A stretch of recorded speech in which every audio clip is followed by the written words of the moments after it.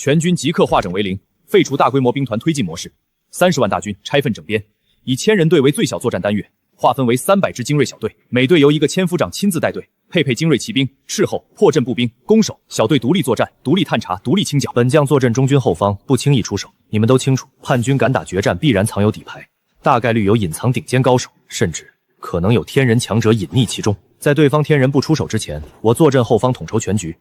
一旦对方天人敢现身插手战局，本将亲自出手，定叫他有来无回，灰飞烟灭。遵将军令，传本将军令，全军休整半天，整装待发，300小队随时待命。情报一到，即刻入山开战。我知道，你们所有人都怕北凉军，野战无敌，将帅顶尖，士卒精锐，战力碾压一切。但今日，我可以明确告诉大家，本王早已暗中联络帮手，求得重磅外援，100个大宗师，300个宗师，尽数入场支援我联军。加上我们各路联军原本坐拥的大宗师、宗师战力，此战我方合计130位大宗师，近400位宗师，高端战力，彻底碾压北凉军的配置。地利在我们，人数在我们，高手战力也在我们。这一战不是我们能不能活，是北凉军能不能活着走出10万之山。100大宗师，我的天！难怪黑龙王敢死守深山决战，原来藏着这种级别的底牌。100大宗师，300宗师，这已经不是地方叛军能拥有的力量。这代表着黑龙王的背后真的站着一个超级大势力，他只不过是棋子，真正的恐怖存在从头到尾都藏在暗处。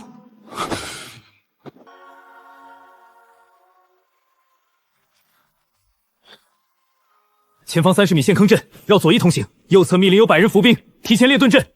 树梢有滚石机关，远程箭雨破阵。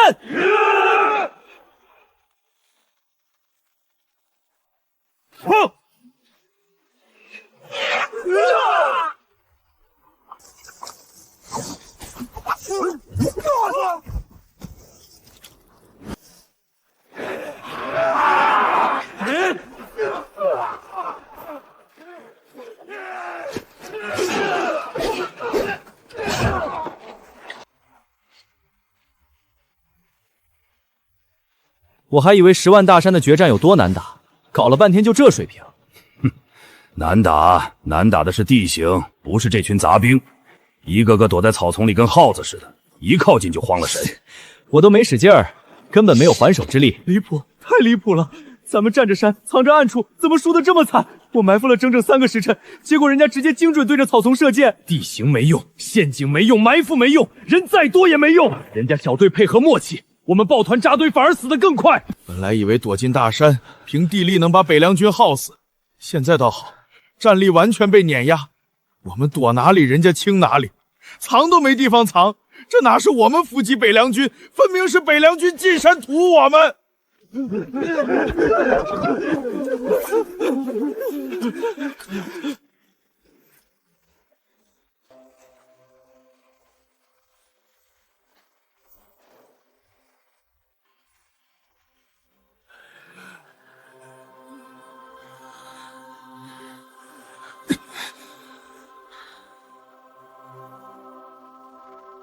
我真的想不通，我们占山、盗地、占暗、占埋伏，满山遍野都是我们的人，遍地都是我们布置的杀局，怎么4天时间被打成这副鬼样子？地利再优，也要人能接住战局，我们的兵根本接不住。北凉随便一支1000人小队，带队都是宗师修为，基层军官全是高阶武者，单兵碾压，小队配合碾压，情报视野碾压。再这么耗下去，不用北凉军大举进攻，我们自己先崩了。底层士兵已经彻底怕了，普通士兵的厮杀已经没有意义。我们人数再多，填进去也是白给。真正的问题在高端智力，想要翻盘，必须斩断他们的高端智力。你们说的都对，继续被动防守、分散埋伏就是慢性等死。我们的劣势已经彻底暴露，兵弱、配合差、军心乱、战力低。既然被动埋伏没用，那我们就主动改局，提前开启最终决战，放弃全线分散埋伏，所有高端战力、宗师、大宗师全部集结暗河山谷，不再遍地撒网，改为守株待兔。龙王，此话怎讲？哼！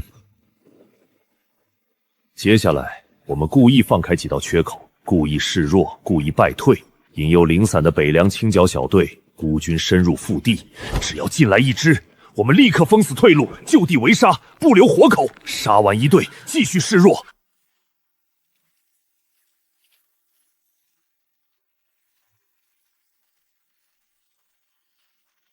全员提速，残兵不要放逃，一路推进清峡。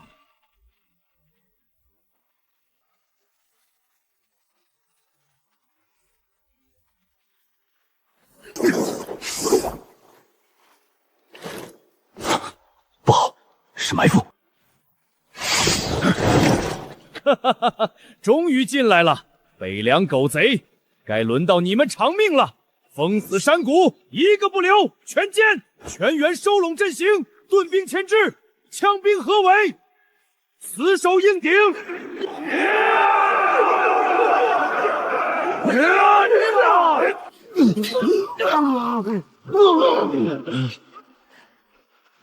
撑住，别散阵！妈的，阴沟里翻船了，真被埋伏了！别扯了，求援，快打求援信号！很好，第一只上钩了。北凉军果然自负，连探查都不做，直接追残兵入谷。4天连胜打飘了他们的胆子，以为我联军彻底废了。这只是开始，这支大队灭了，下一批看到求援信号，必然赶来支援。我们守在这里，以点掉线，一线牵面，来一队杀一队，灭10队。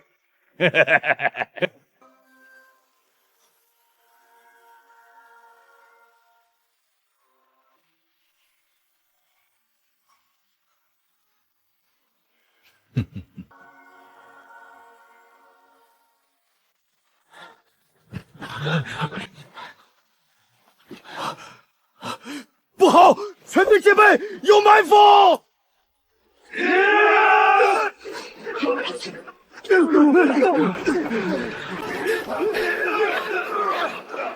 求援，看着，快发信号！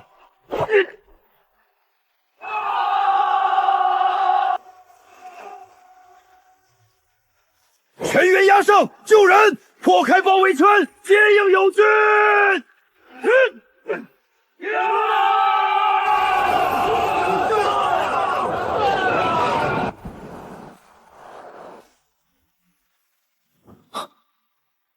出事了，那个方向出大事了！所有普通士兵原地驻守，所有宗师武官、高阶武者，随我驰援！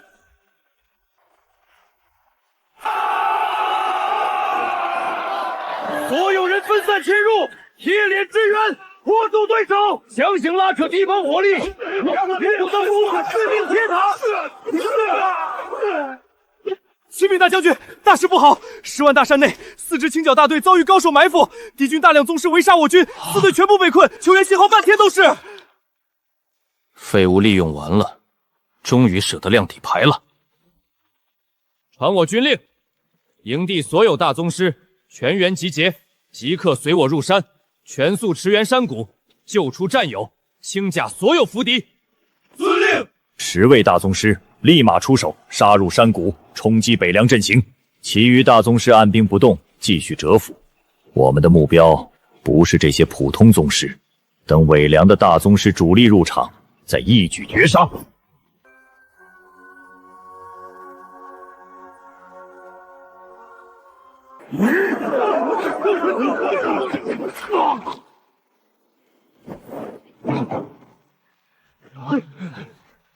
顶不住了，是大宗师，对方出动大宗师了。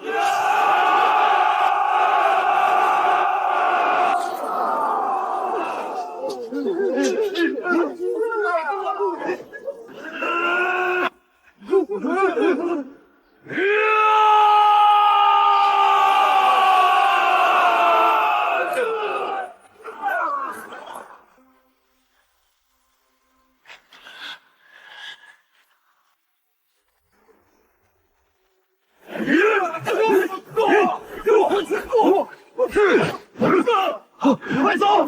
众人很重了。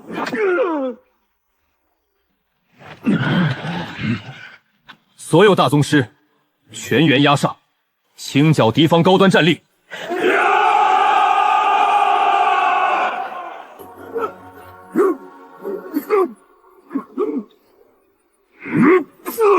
全部出手！所有潜伏大宗师，尽数杀出！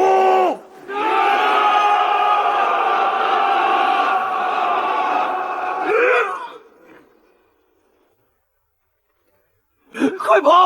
这招不是我们能掺和的，随便一道余波都能震死我们。全员退出谷内，在外围列阵警戒，不许靠近战场。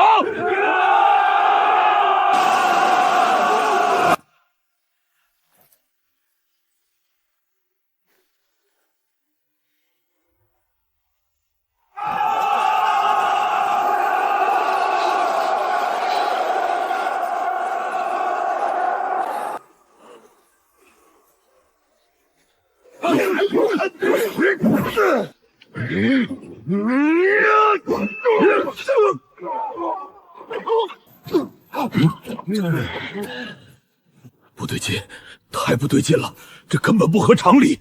我们大宗师数量是他们整整2倍，宗师战力更是碾压一截，凭什么我们压不住，反而被人家按着杀？不是境界问题，是打法问题。这帮人根本不是江湖武者的路数，他们打的是军阵配合、不死不休的灭敌之战，哪怕自身受创，也要硬生生换掉对面一个高手。这种打法彻底克死了我们，再这么打下去，真的要出事。我们的大宗师陨落速度太快了，短短半刻钟已经重伤20余人，战死4个，对方67人，伤亡寥寥无几，几乎全是轻伤，2倍战力优势，打成这种憋屈局面，谁能接受？龙王，现在怎么办？有没有补救的办法？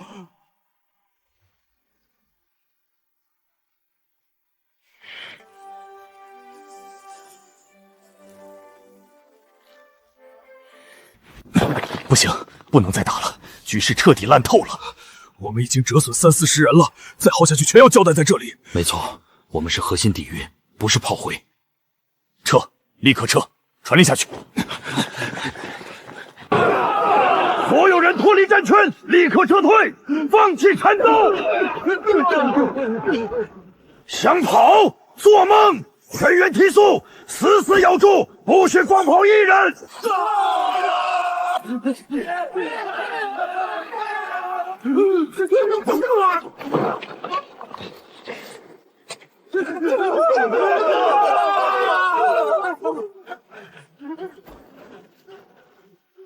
龙王，怎么办？落差店的人跑了，外援直接溜了，高端战力彻底崩了，剩下我们怎么打？北凉军太猛了，再不走，我们全都要死在这里。撤，全部撤走！局势烂透了，没得打了。罗刹店的人跑了，我们独木难支，再耗下去全军覆没。先退回大本营，保全主力，之后再慢慢想办法。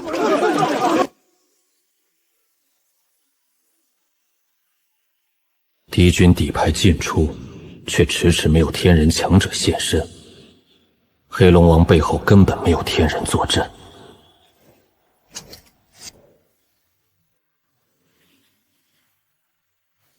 既然没有天人，那这些历练磨刀石，一个都不能放走。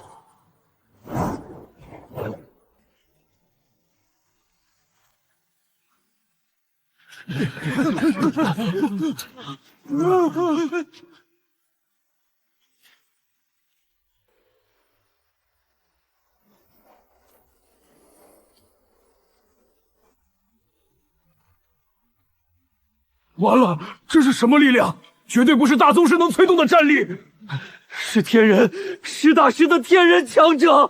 完了，这下彻底栽了，根本跑不掉。杀我北凉将士，打输了就想转身跑路，天下没有这么便宜的事，一个都别想跑。我不杀你们，我只堵路。今天，你们所有人，谁都别想离开这座山谷。无路可退了，横竖都是死，拼了！能拉一个垫背算一个，绝不能白白死在这里！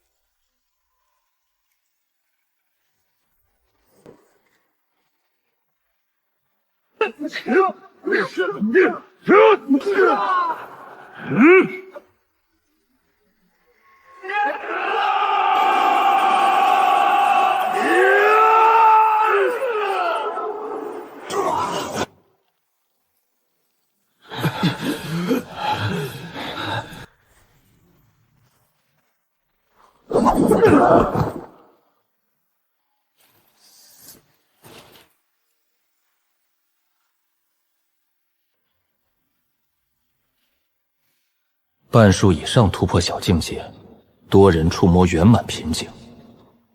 用不了多久，北凉将批量诞生新的天人。说清楚，怎么全军覆没的？2倍于北凉高端战力，埋伏先手，占地利优势，凭什么尽数折损在10万大山？启禀店主，此战崩盘核心不在兵力不足，不在埋伏失效，败在北凉大宗师的硬实力完全超出预估。说重点。此战后期，北凉的确有天人强者现身战场，但那名天人自始至终没有对我们任何一人出过一次手，他只毒死山谷所有撤退通道，锁死全部退路。所有厮杀、围剿、屠戮，全部由北凉大宗师完成。我方大宗师、宗师绝境拼命，燃烧气血搏杀，依旧被对方死死压制，全程吊打。北凉大宗师打法极为凶悍，完全是军中死战碌碌，全员配合默契，结阵联动，进退一体，人人悍不畏死，惯是以伤换伤，以命换命的打法。我方高手单打不输，群战完全被克制，越打心态越崩，越打战力越乱。战局中期，我方就已经撑不住了，全员萌生退意，准备撤出山谷重整。可北凉天人封死退路，我们无路可逃，只能被迫留在绝地，和北凉军死磕到底。最终，全员战死，无一幸免。你的意思是，我们2倍大宗师战力，埋伏围杀，被北凉同等阶更少数量的大宗师正面碾压全歼？对方天人从头到尾只是看戏堵路。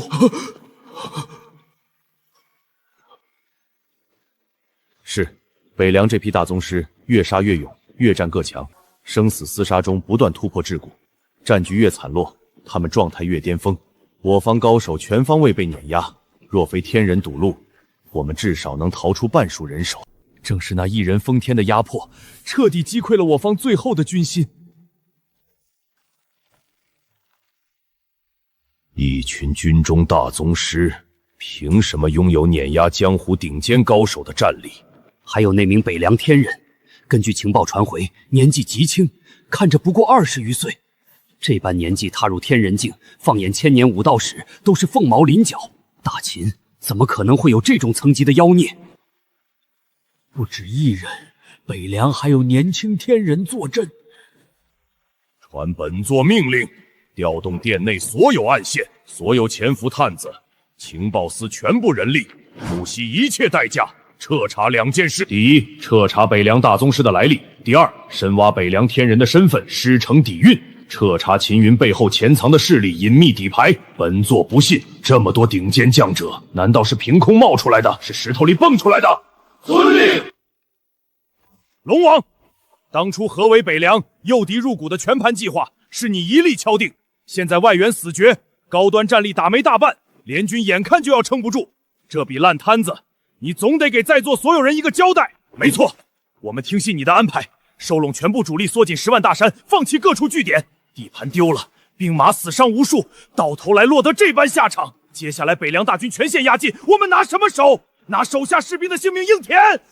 交代？你们要我拿什么交代？对方派来的大宗师是我借的，可他们死在战场上，我麾下嫡系好手同样死伤惨重，难不成就我没有损失？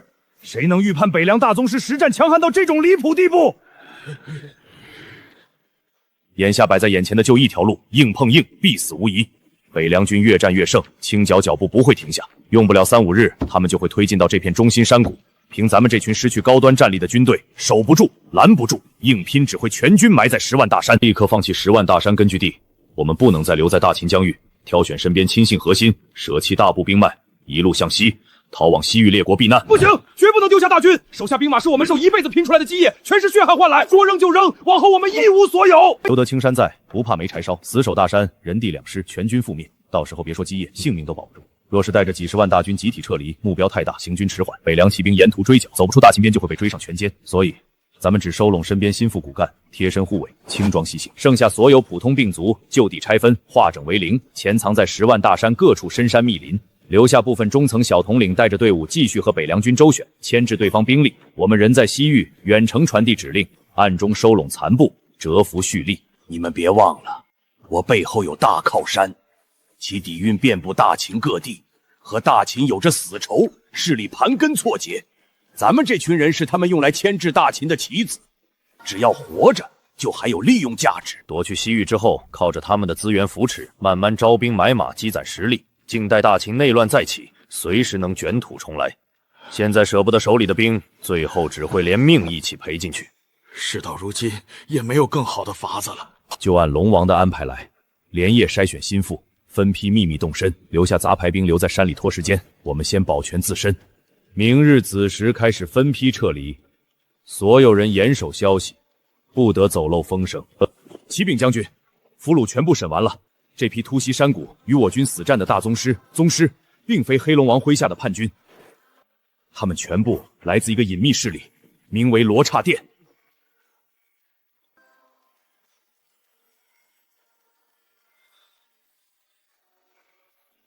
立刻整理审讯全部口供，把罗刹殿的所有信息即刻飞鸽传书，传信回京，上报殿下。启禀将军，经过连日全方位探查，追踪敌军溃兵，摸排山林据点，我罗王已彻底锁定叛军核心大本营，黑龙王以及所有叛军高层首领的藏身位置已精确确认。好，太好了！传我将令，全军集结。传我军令，罗网密探带路，直奔叛军核心大本营。全军大宗师、高阶武者即刻集结，全员出兵。只要叛军总部被摧毁，10万大山剩下的叛军就是彻头彻尾的乌合之众，没有指挥，没有统筹，没有战力支撑，群龙无首之下，不用我军大规模清剿，自行就会溃散崩盘。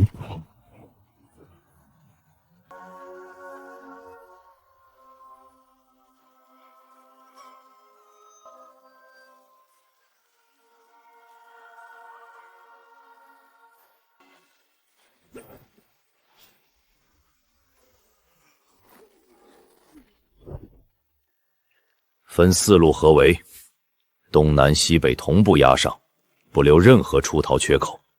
一声令下，立刻破营，优先封堵所有出入口，别放走一个首领。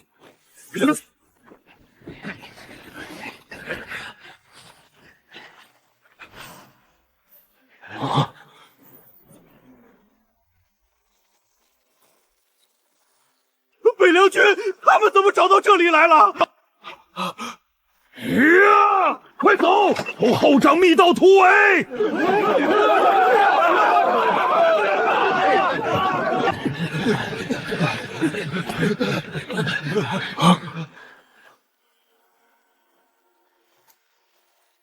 跑了一路，到此为止。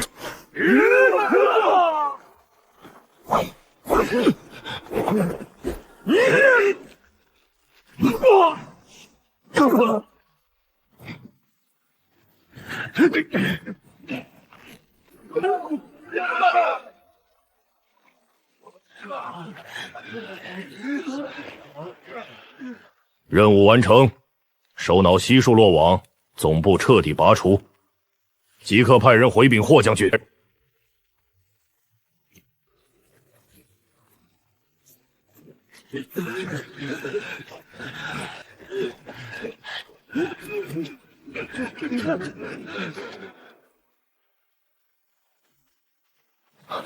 捷报！带他们到校场，当众审问，逼降残军。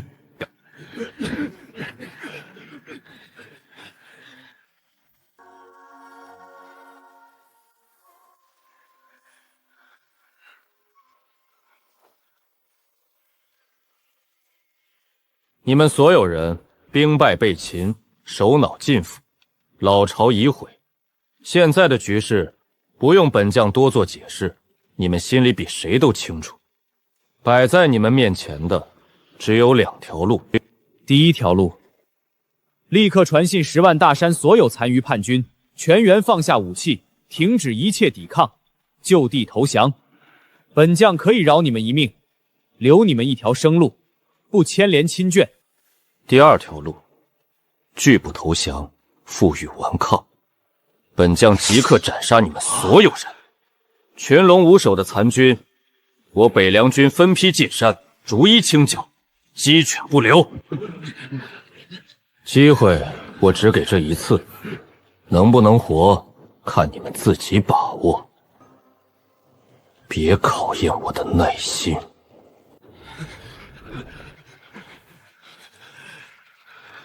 我凭什么信你？自古战败降将，少有善淳。我们投降，交出所有兵马，最后说不定还是一死。没错，空口白话，我们不敢赌。万一我们下令全军投降，你转头诛杀我们，我们连后悔的机会都没有。哼，凭什么信我？你们告诉我，你们现在还有别的选择吗？你们的高端战力，全军覆没，大本营被毁，一众首脑尽数被俘，山中残军一盘散沙，没指挥，没高手，没粮草，没退路。你们现在的命，全谢我一念之间。愿意投降，听话配合，就能活；不愿意，本将现在就下令就地斩杀。我不需要跟你们赌什么，我只给你们选择。本将给你们10息，时间一到，不降者全部处死。没得打了，高手死光，老巢没了，首脑被俘，继续抵抗只是白白送死，毫无意义。罢了，败军之将谈何骨气？能活总比死在这里强。我们答应投降。遵从将军号令，即刻下令全军停手。传令下去，以你们所有人的名义，向10万大山全境残军传信：所有各部兵马立刻放下兵器，停止抵抗，就地蹲地投降。敢有私自顽抗、拒不降服者，视为违令余孽。全军清剿，绝不姑息。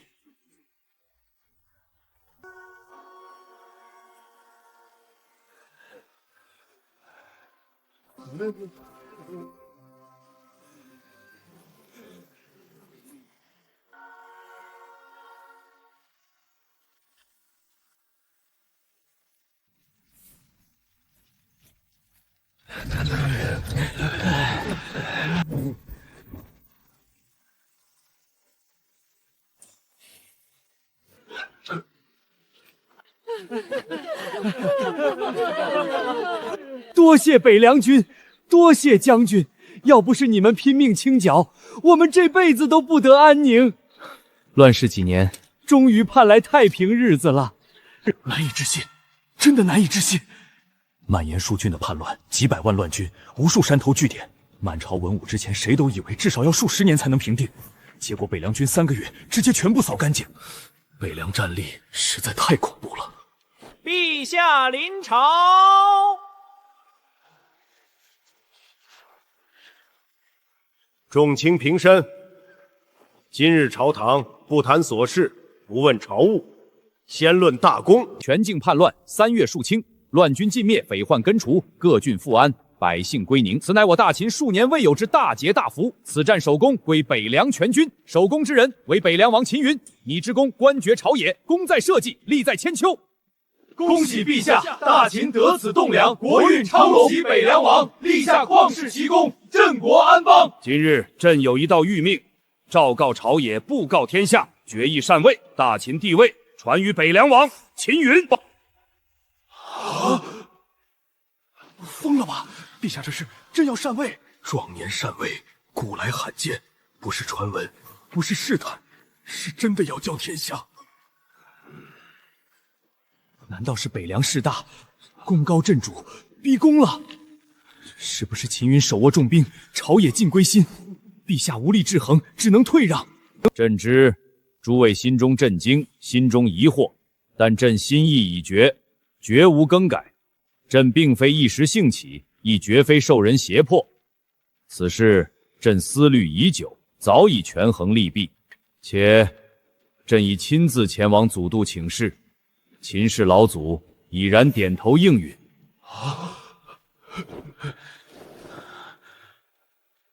秦云之功冠绝当代，秦云之才远超于朕。文能安邦定国，武能平定八荒。掌兵则天下无匪，理政则四海升平。大秦交于他手，方能走向更远、更强、更盛的无上盛世。即日起，礼部即刻牵头，统筹一切礼制、典仪、诏告，全速筹备新帝登基大典。臣秦云领旨。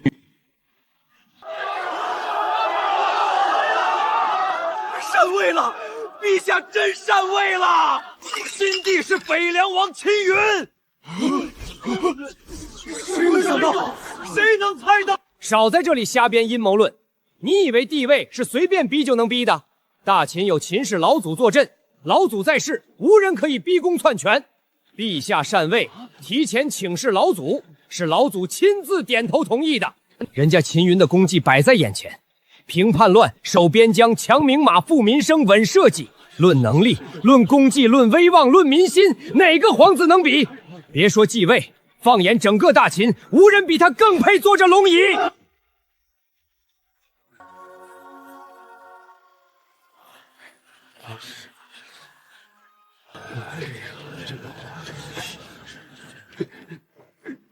啥？臣愿誓死追随王爷，效忠大秦，恪尽职守，永不叛心。臣已亡愚昧，观望迟疑，往后必定全心奉公，辅佐新朝盛世。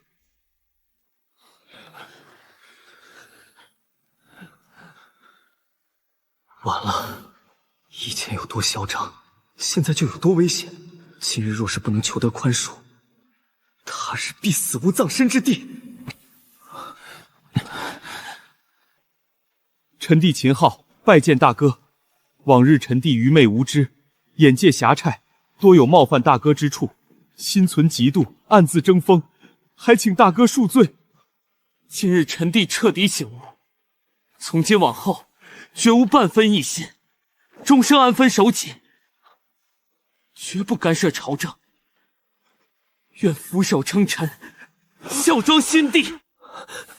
臣弟过往糊涂，深陷楚魏之争，私心太重，多有不妥，往后只求安稳度日，不敢再参与朝野班号事务。此生忠于新朝，绝无二心。愿谨遵大哥号令，安分守收，永为大秦藩放，不生异念。过往纷争、朝野博弈，皆是旧朝旧事，事过即翻，无需再提。父皇禅位之前，已与本王商定，尔等都是大秦宗室皇家血脉，既往不咎。从今往后，免去所有猜忌，免去所有追责，你们无需惶恐，无需自危。本王许你们终身富贵王爷之位，不削爵位，不夺俸禄，不罪过往。但本王有言在先，从今往后安分居家，修身养性，不得结党，不得干政，不得私交朝臣，不得蓄养私事。朝野之争，朝堂诸事，军国要务，一概不得插手。你们想安居京城也好，想巡游封地也罢，想归隐闲游也行，人身自由，尽属于你们。只要守得住本分，一生富贵安稳，无人可动你们分毫。多谢大哥宽宏大量，多谢大哥饶恕旧过。臣弟此生必定安分守己，谨守本分，绝不辜负大哥恩德。此生俯首，永不有半分僭越之心。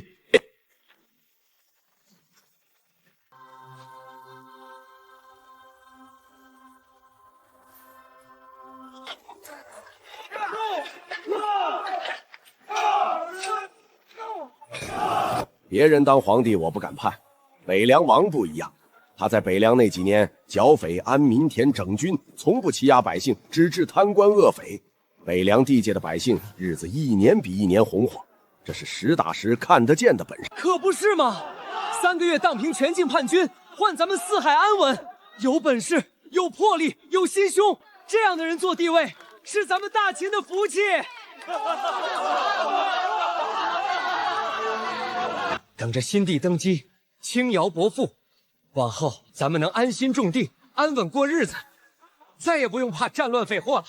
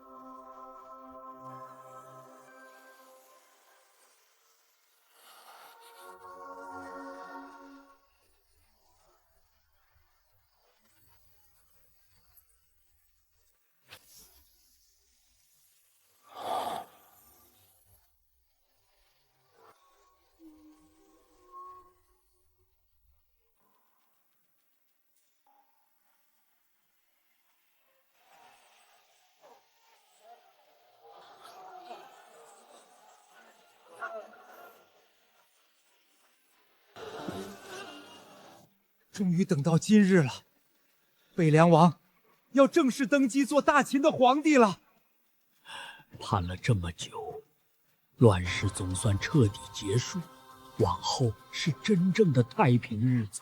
别的皇帝登基，我没半点期待，唯独新帝不一样，3个月扫平全境叛军，镇守边疆，无人敢犯，这样的明君，百年难遇。历朝新帝登基，必有大赦天下，减免税赋，就盼着今日新政。若是能免掉今年的瞌税，今年秋收就能踏踏实实落袋，家里老小都能吃饱穿暖。不光减税，大赦天下也好。不少穷苦人都是乱世被逼犯了小错，这下能重获自由，好好过日子了。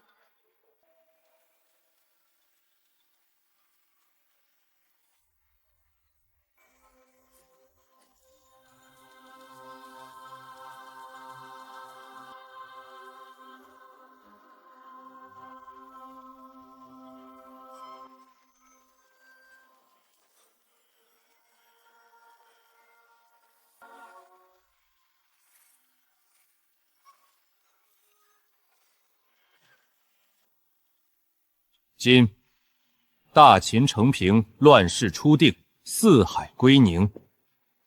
先祖庇佑，天地垂怜，扫平叛乱，稳固山河，安抚万民。朕承先帝禅位，受命于天，今日登临大位，执掌大秦万里江山。自此之后，当以苍生为重，以江山为任，勤政爱民，整肃朝纲，固江安边，护佑万民，开创盛世太平。吾皇万岁！万岁！万万岁！吾皇万岁！万岁！万万岁！朕今日登基，承天受命，启大秦新朝。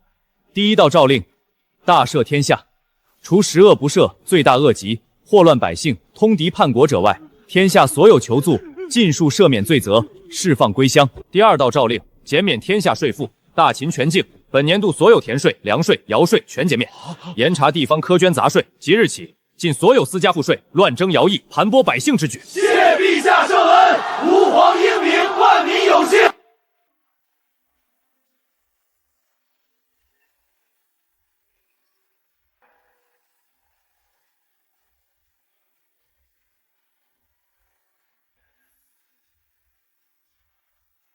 陛下临朝。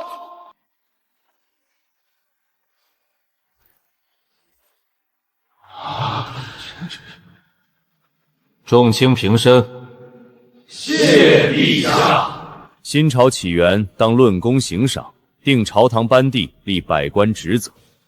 册封诸葛亮为大秦当朝丞相，总理朝政，总领6部，统朝举国政务，辅政定纲，总揽民生吏治。原丞相李安勤恳辅政，守国有功，今擢升太傅，位列三姑，辅帝论道，教习宗室，参议朝政，尊荣加身。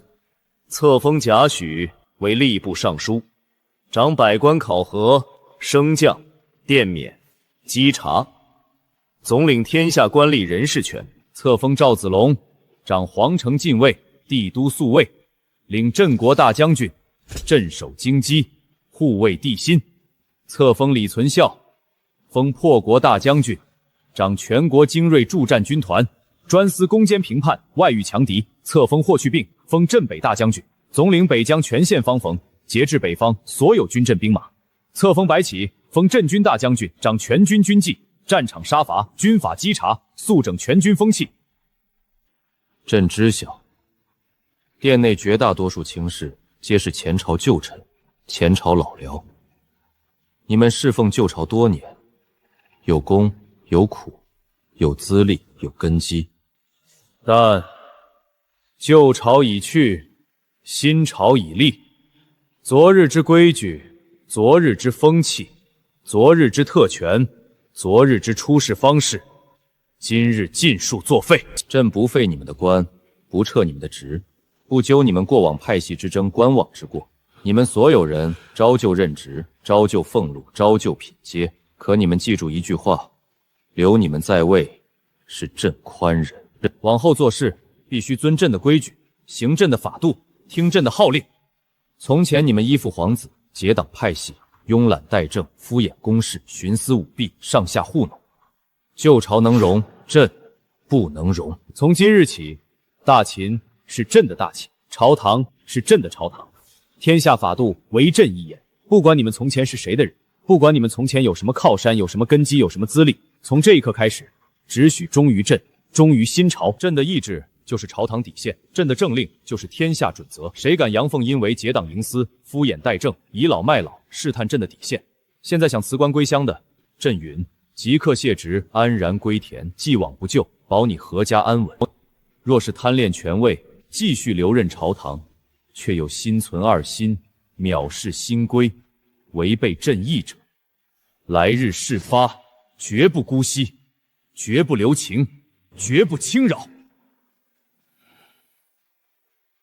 臣谨遵陛下圣旨，臣等恪守新规，尽心履职，绝不敢有半分僭越。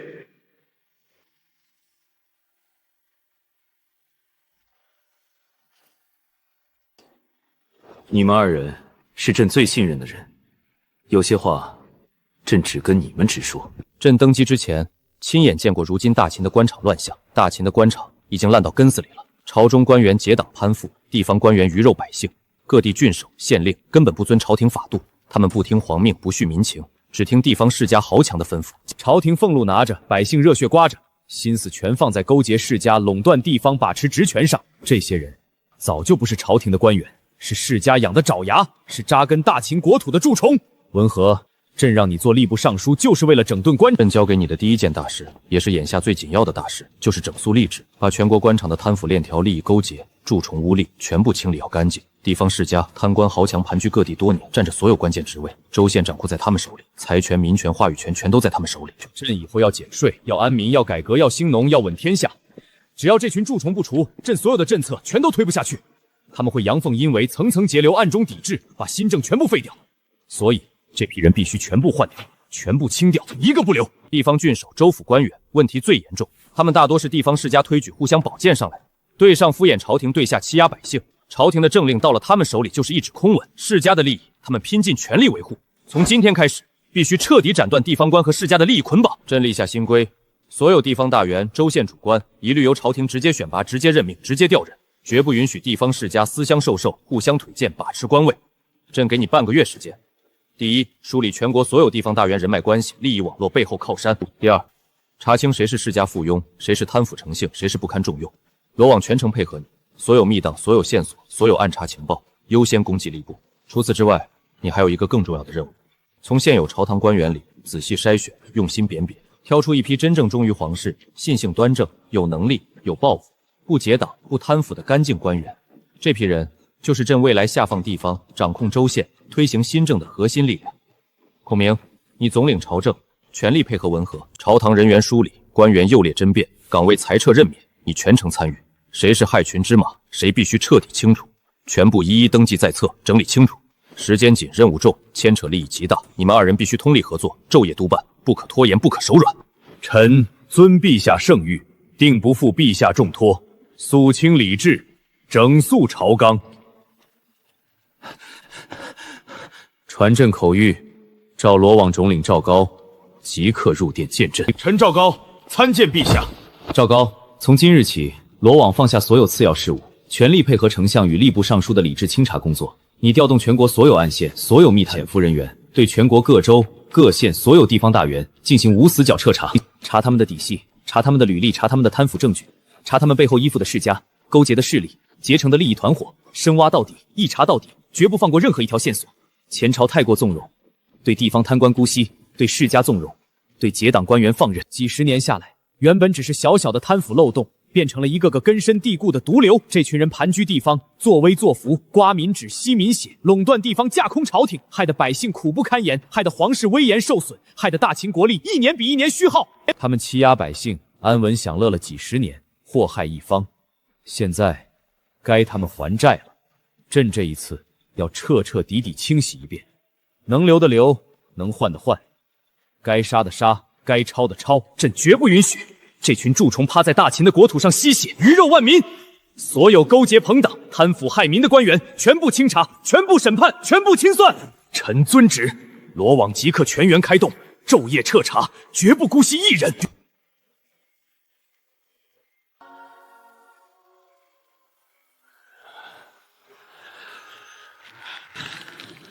谁能料到局势会变成这样？秦武正值壮年，身体康健，掌权稳固，坐拥帝王权柄，贪廉皇位，世人皆知。按常理，他死都不会放权退位，可他偏偏主动禅位，把大秦万里江山拱手让给了秦云。不只是禅位这么简单，秦武甘愿退让，甚至亲自站台扶持，任由秦云登基掌权。这只能说明一件事：秦云已经彻底获得秦氏老祖、整个皇族的全盘认可。不是逼宫，不是夺权，是大秦顶层一致默许，全力支持他登临帝位。我们之前已经在秦云手里栽了一个大跟头，100个大宗师，数百精锐宗师，全军覆没。那是罗刹殿积攒100年的高端战力底蕴，一战打空，直接伤筋动骨，元气大损。秦云麾下强者如云，战力凶悍，打法不要命，军纪碾压天下。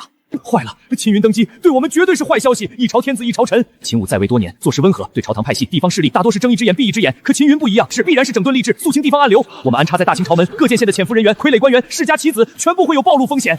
一旦被他逐层清查，连根挖出，我们潜伏数百年的布局直接会打水漂。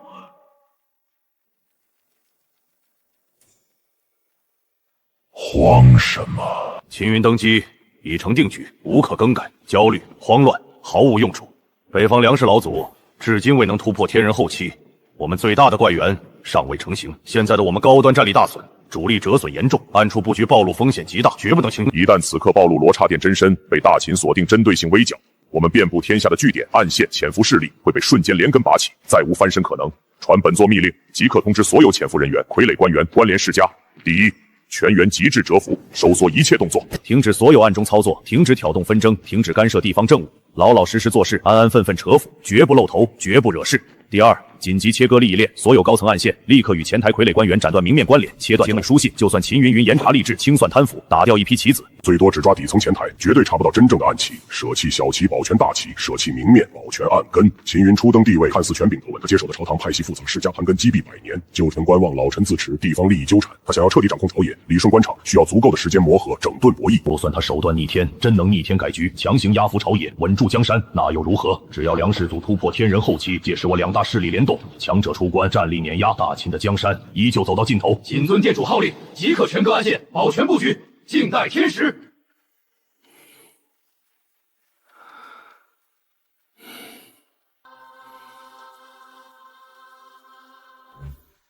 月度大签到已刷新，终于来了！签到，立马签！签到成功，恭喜宿主获得专属顶级军团大雪龙旗1万人，境界大宗师。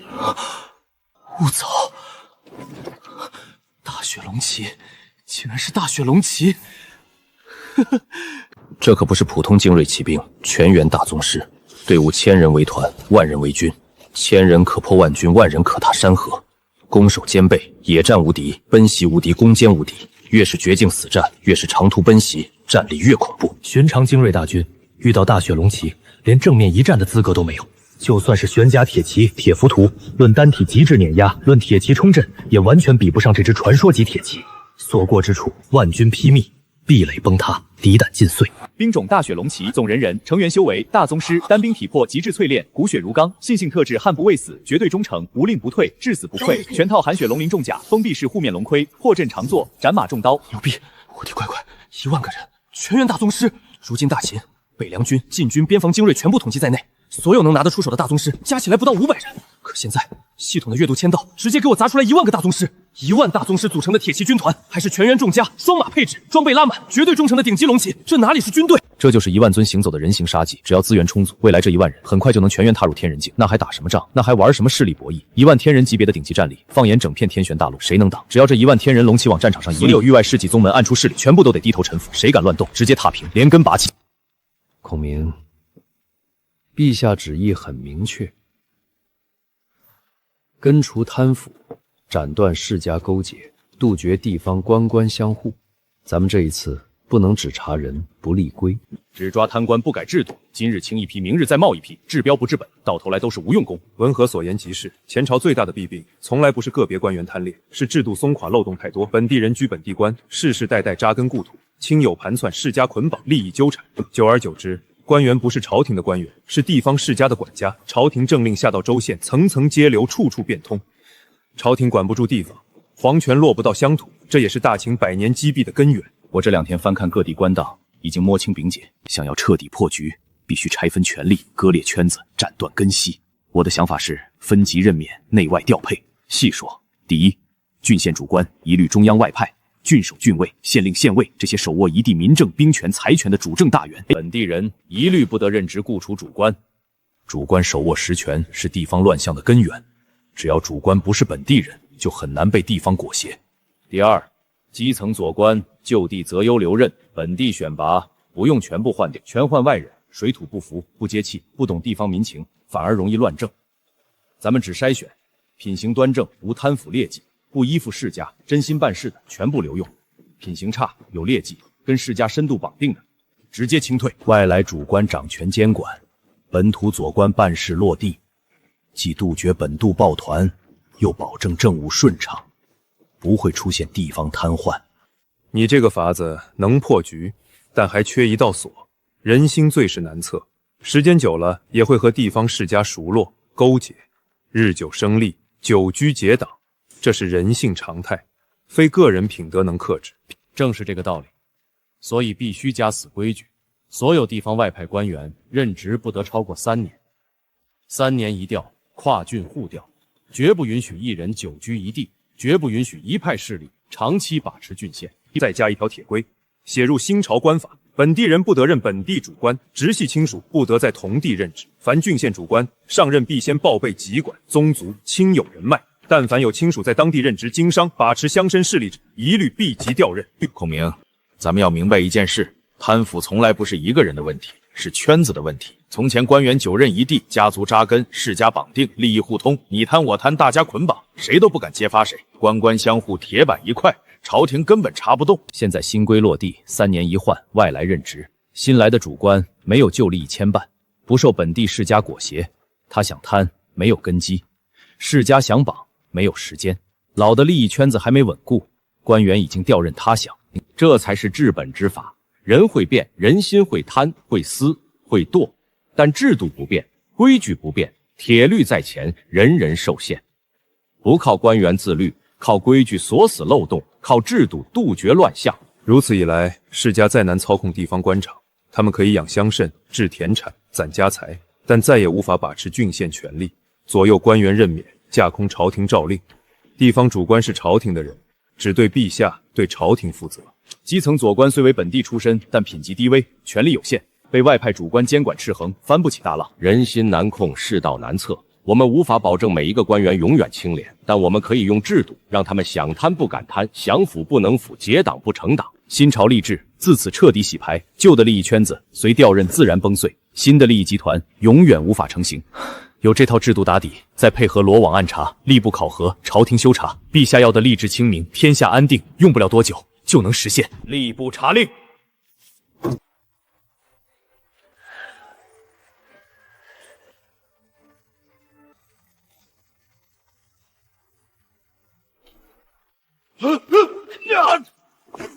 陛下，臣有本奏。吏部尚书贾诩行事太过偏激，滥用职权，祸乱朝纲，10日之内尽撤天下郡县主官，一方无主，一地无官。各郡政务停滞，民生搁置，治安松散，如此肆意折腾，不顾地方死活，只会让天下动荡，民心慌乱。陛下整顿，当循序渐进。贾大人一刀罢黜所有地方大员，太过鲁莽。无数能臣干臣无辜停职，地方政务瘫痪，与大秦百害无一害，此乃乱政之举。恳请陛下严惩贾训，收回政令，安抚天下官吏。你们口口声声说贾诩乱政、滥用职权、祸害地方，你们口口声声循序渐进、不可激进。朕今日明明白白告诉你们，贾诩10日撤尽天下地方主官，不是他自作主张，是朕的意思。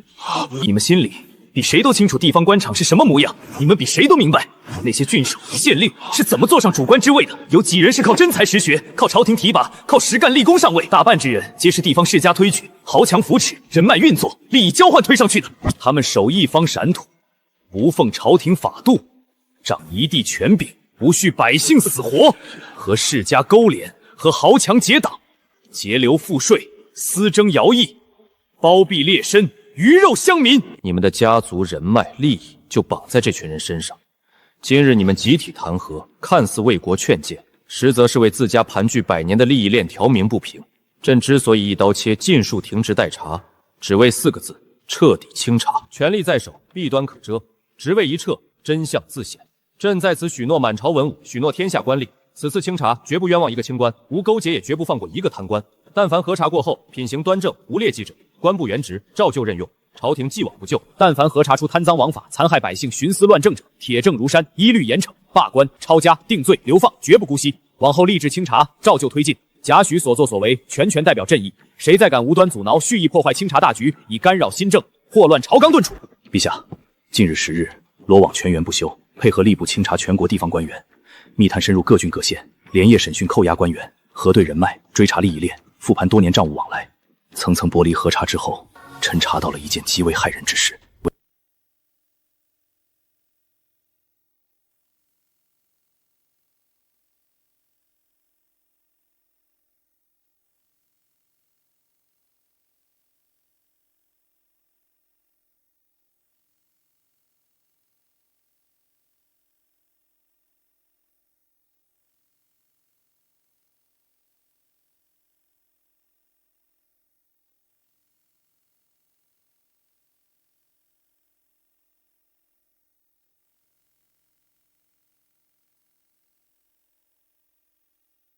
臣连夜提审核心涉案官员，最终确认，这批遍布各郡、暗中搅动地方乱象的幕后势力，正是罗刹殿。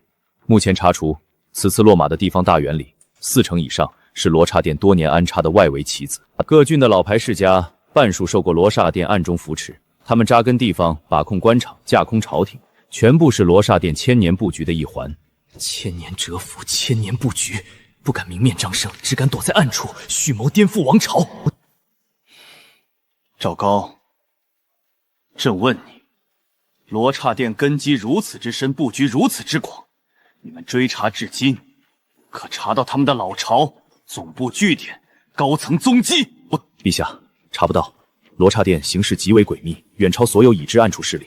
他们没有固定公开总台，没有常驻大城的明面据点，所有底层棋子、中层联络人、被扶持的官员世家，全部单线联系，彼此互不相识，互不知根，互不知上层是谁。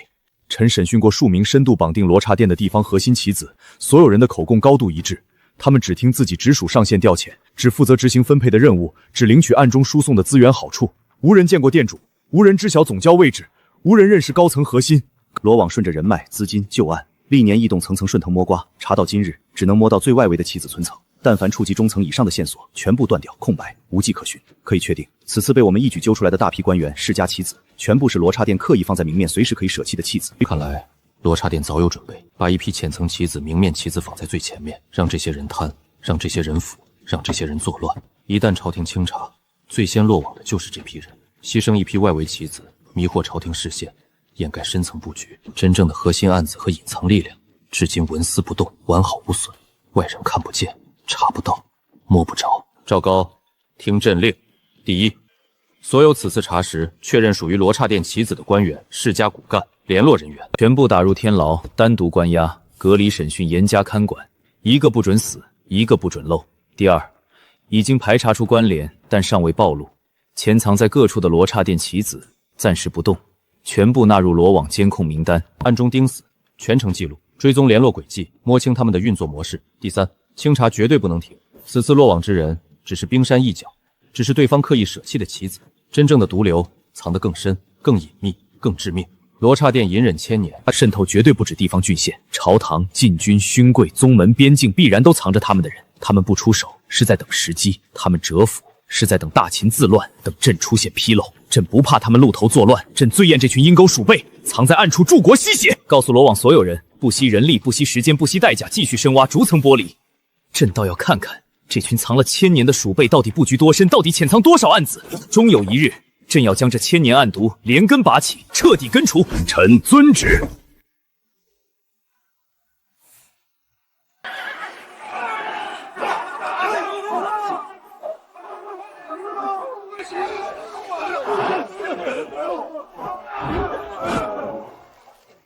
尚书大人，地下子弟年少糊涂，在地方任职多有不妥，绝非大恶。大人执掌期选，手握生杀任免，只需稍稍宽限几分，手下留情。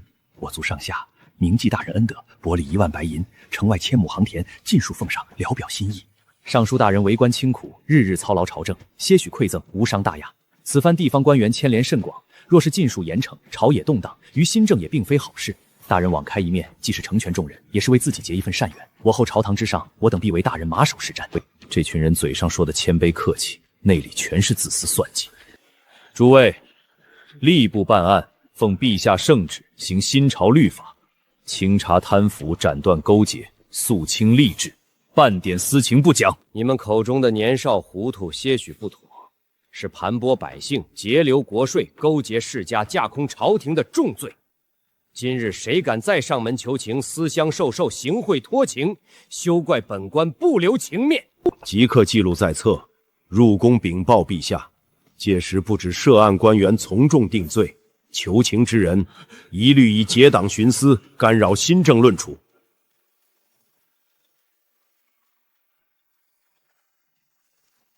这贾选简直油盐不进，一点人情世故不懂，硬生生把事做做绝。我们好言相求，厚礼相赠，他半点面子不给。完了，朝廷一刀接停职，如今贾诩铁面清查，绝不松口。地方主官哪有几个干净的？10个里面9个贪，剩下1个也是依附世家，庸弱混官。这一波深挖下去，我们安插在全国郡县的人手要被连根拔尽，数十年的根基彻底没了。他贾诩没有弱点，不可能。是人就有私心，是人就有牵绊。他不讲情面，不讲利益，那我们就查人，传令下去，立刻彻查贾诩所有过往履历。查他的族人、亲友、门生、旧部，查他所有软肋、所有牵绊、所有过往瑕疵。陛下极度信任此人，他独掌大秦人事权，只要能抓住他的把柄，拿捏住他的弱点，或是将他拉拢过来，冒功头，往后朝堂人事、地方格局，我们还有翻盘的机会。这群人的心思我一清二楚，无非是舍不得手中特权，放不下地方利益，怕新政断了他们吸血的路子。我又何尝不知道，朝堂之中积弊更深，贪腐更隐，派系更杂。京官的贪腐远比地方官员更隐蔽，更根深蒂固。若是此刻权力足够，人手足够，亲信足够，我根本不会给任何人喘息机会，定然朝堂、地方双线并行，一锅端尽所有蛀虫。但我极度清醒，懂分寸，知进退。新政出行，朝野动荡未稳，如今彻底肃清地方，就是先断根基方，再清枝叶，先拔掉扎根郡县的世家爪牙，稳住天下民生。若是此刻急于求成，双线开刀，新旧官员交替混乱，整个大秦官场必然彻底瘫痪，引发天下大乱。我需要长时间筛选良臣，培养亲信，搭建全新的忠于皇室的官吏体系。当肃清完毕，新官到位，届时再调转刀锋，清算朝堂积弊。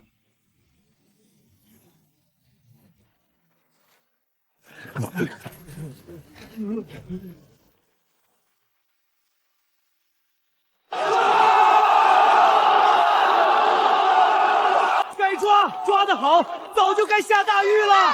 这么多年层层盘剥，收成大半被这帮贪官污吏刮走，稍有不从就抓入大牢，靠着我们的血汗钱吃香喝辣，欺压百姓。谁能想到新帝登基，真的严查到底？这些蛀虫吸了我们几十年血，今日终于遭报应了。多谢陛下圣明，是陛下救了我们。若是依旧是旧朝旧官，我们这辈子、下辈子都要被这群贪官死死压榨。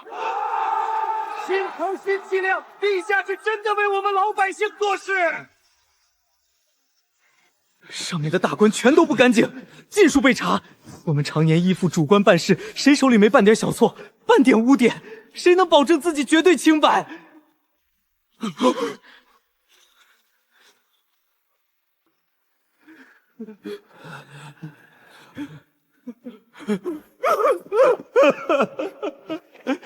自首认罪，只求从轻发落。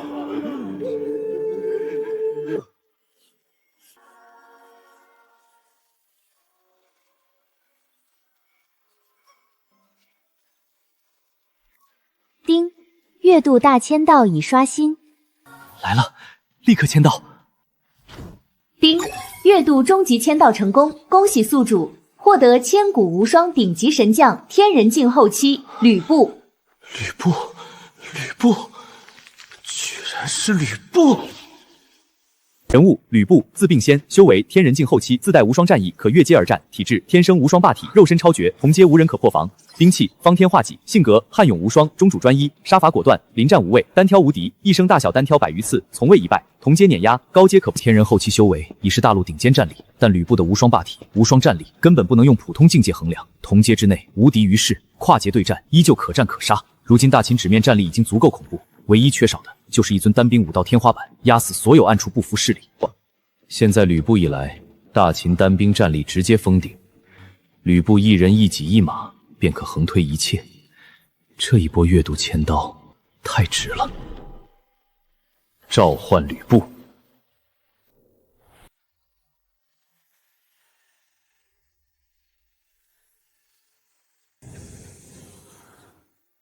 吕布刻意锁住了全身修为，9×9的力量尽数藏于体内，一丝不露。末将吕布参见陛下。哪怕是千古无双战神，依旧安分守礼。凤仙，免礼。今日你降临大秦，是朕之幸，是大秦之幸。从今日起，你便是大秦第一战将。谢陛下。朕命你执掌皇宫全域安保，坐镇皇城中枢，为朕贴身护驾，镇守大内宫禁，震慑一切宵小异动。末将定不负陛下重托，只要末将在一日，皇城无险，陛下无忧。任何魑魅魍魉敢近身半步，末将一律杀无赦。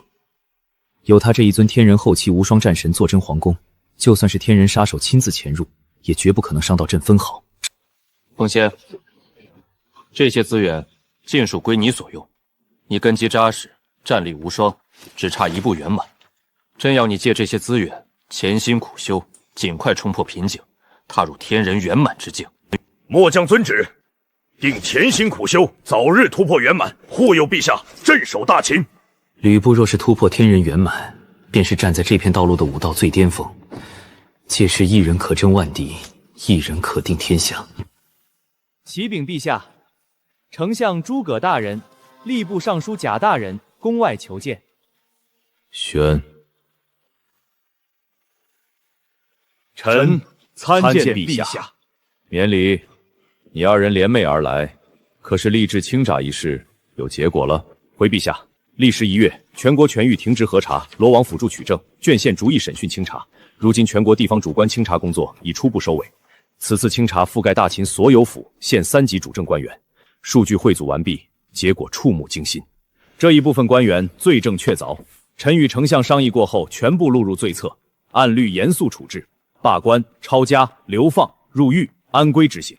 8成贪官污吏，早在朕预料之中。百年积弊，世家盘踞，罗刹殿渗透腐杀，地方官场烂到根子，不可能有干净的局面。剩余不足2成在职官员，无重大贪腐，无残害百姓，无勾结暗势力的重罪，仅存在细微过失、履职懈怠、随波逐流、轻微徇私等小问题。臣与丞相商议定策，这一批官员不做革职处置，全部留任原职，记入观察名单，为期1年考核观察。1年内政绩达标，品行端正，彻底整改者，既往不咎。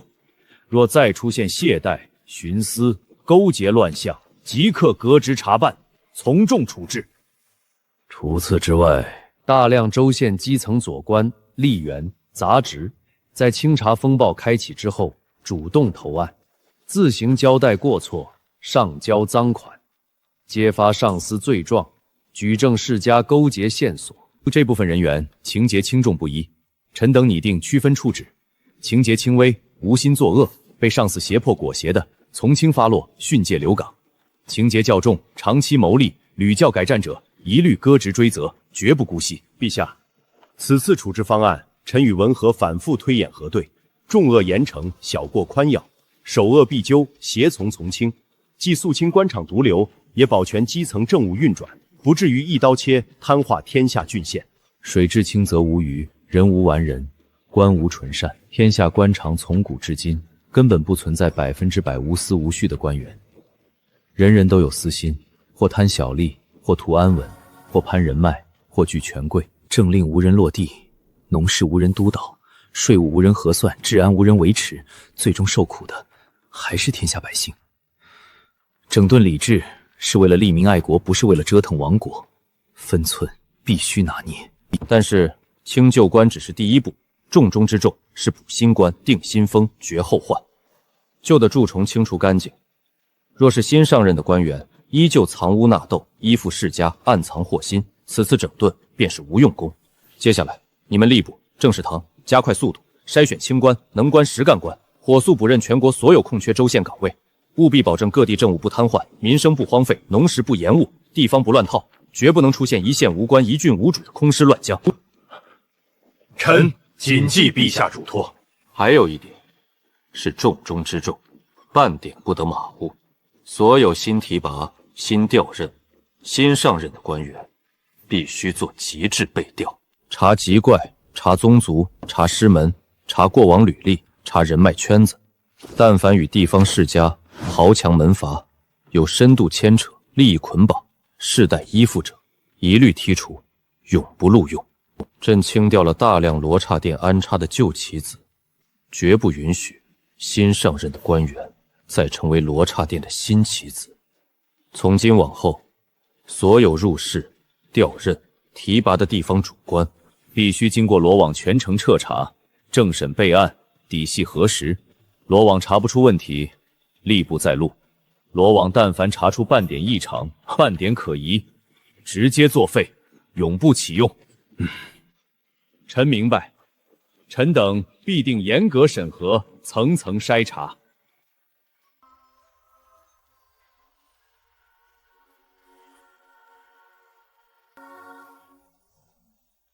店主，一切皆如您先前所料。大秦此次动作极为迅猛，举国铺开吏治大清洗，彻底开启地方官场大换血。我店多年安插在各郡县的大量外围棋子，技术被雅许连根抓出，革职下狱，清查定罪。好在我们早有预判，提前斩断所有深层脉络，切割核心案子与外围棋子的关联。此次暴露，被清剿的全是我们刻意摆在明上，随时可以舍弃的弃子。这一轮洗牌，看似我们损失惨重，实则无伤根本，反而帮我们剔除了一批老旧、易暴露、隐患极大的外围人手。剩余潜藏在朝堂高层、核心世家关键岗位的深层案子，再无暴露风险。经此一役，留存的案子更加干净、更加隐蔽，甚至能借机填补空缺，步步高升。你说的没错，弃一批外围废子，保全重要棋子，这笔买卖划算。只是我着实没想到秦云的魄力与效率如此之快。登基不过1月有余，前朝100年积弊，盘根错节的官场乱象，他说清就清，说洗就洗。短短数十日，横扫全国蓟县，颠覆旧有官场格局。这份决断，这份执行力，这份雷霆手段，远超秦武，远超历代大秦帝王。店主，属下补充探查关键情报。此次主导大秦吏治清洗的核心人物是吏部尚书贾雪，极为特殊。我们调动所有潜伏探子，深挖其过往履历、师门出处、宗族根基，最终结果查无根源，一片空白。此人凭空出世，无家世、无师门、无旧部，无任何软肋记载。朝堂的世家权贵、勋贵老臣纷纷试图重金贿赂、人情拉拢、利益绑定，全部被其当场回绝。油盐不进，软硬不吃，铁面无情。此人是绝对的帝党，死心塌地追随秦云，是新帝整顿朝纲、掌控人事的第一利刃。好，越是这样的人，越是有趣。世人皆以为刚正不阿、无欲无求、不近人情之人无懈可击，实则不然。天底下无人无弱点，贪财者死于利，贪权者死于势，重情者死于心。刚正执拗之人必有执念，隐忍寡情之人必有牵绊。贾诩深得秦云全权信任，独掌大秦朝堂人事任免大权，拿捏一人可控整个朝堂。传本作令，全力探查贾诩的隐秘弱点，不惜一切代价找到他的直面、牵绊、软肋。秦云能稳坐提位，快速掌控朝野，诸葛亮居功至伟，一并纳入拉拢名单，想方设法渗透、接触、游说、利诱，能策反尽数策反。店主，此两人皆是秦云死忠心腹，信性坚定，智谋卓绝。若是我等百般谋划，仍旧油盐不进，该如何处置？除掉，拉拢不成就杀掉。诸葛亮、贾诩乃是秦云的左膀右臂，是新朝新政的两大支柱，断其双臂，秦云便失了治国理政的核心助力。朝堂无人统筹，吏治无人整顿，新政无人推行。新朝看似鼎盛，瞬间便会陷入瘫痪动荡。按沙堂听令，暗中布置人手，盯死诸葛亮、贾诩二人行踪，隐秘潜伏，耐心等待时机。可策反则策反，不可策反，就地绝杀，不留痕迹。属下遵令。秦云想肃清吏治，稳固山河，安定朝野，本座偏不让他如愿。他要清乱象，本座便给他再造乱象；他要稳朝局，本座便让天下永无宁日。传令江湖潜伏暗线，安插势力，扶持的宗门棋子全部活跃起来。此前各地叛军经大秦清剿，已然熄火蛰伏，再难作乱。既然兵乱无用，那便搅动江湖乱局，挑动江湖宗门、武道世家与大秦朝廷对立，制造冲突，激化矛盾，挑起仇杀，煽动对立，让江湖与朝廷彻底水火不容，势不两立。店主高明，叛军极易镇压，但江湖不同，宗门林立，高手众多，派系繁杂，人脉遍布天下。他们游离于律法之外，自视武道清高，不服朝廷管束。一旦朝野与江湖开战，便是无尽内耗。没错，秦云如今势头太盛，朝野清明，民心归附，立志革新。常规动乱已经撼动不了大秦根基，那就让江湖大乱，让各地官府疲于应对武林纷争、宗门冲突、江湖仇杀，让大秦兵力、人力、精力全部被江湖乱局牵制消耗。本座倒要看看秦云是否有足够的魄力，敢与整个江湖为敌。他若不动，江湖乱象愈演愈烈，朝野威信受损，民生不得安宁。他若敢动，便是无尽内耗，损耗国力，树敌天下。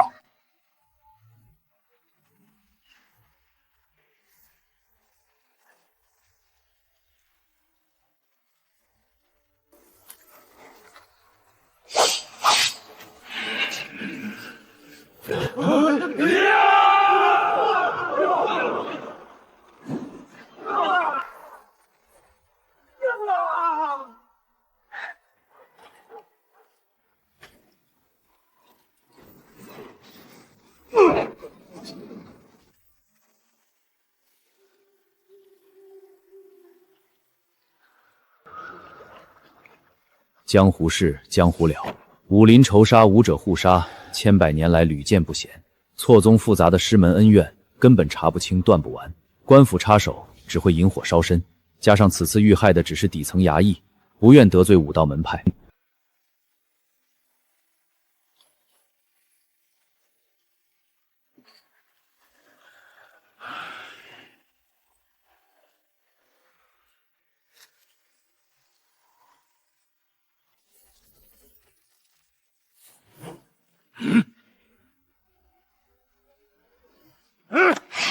有刺客保护郡守大人！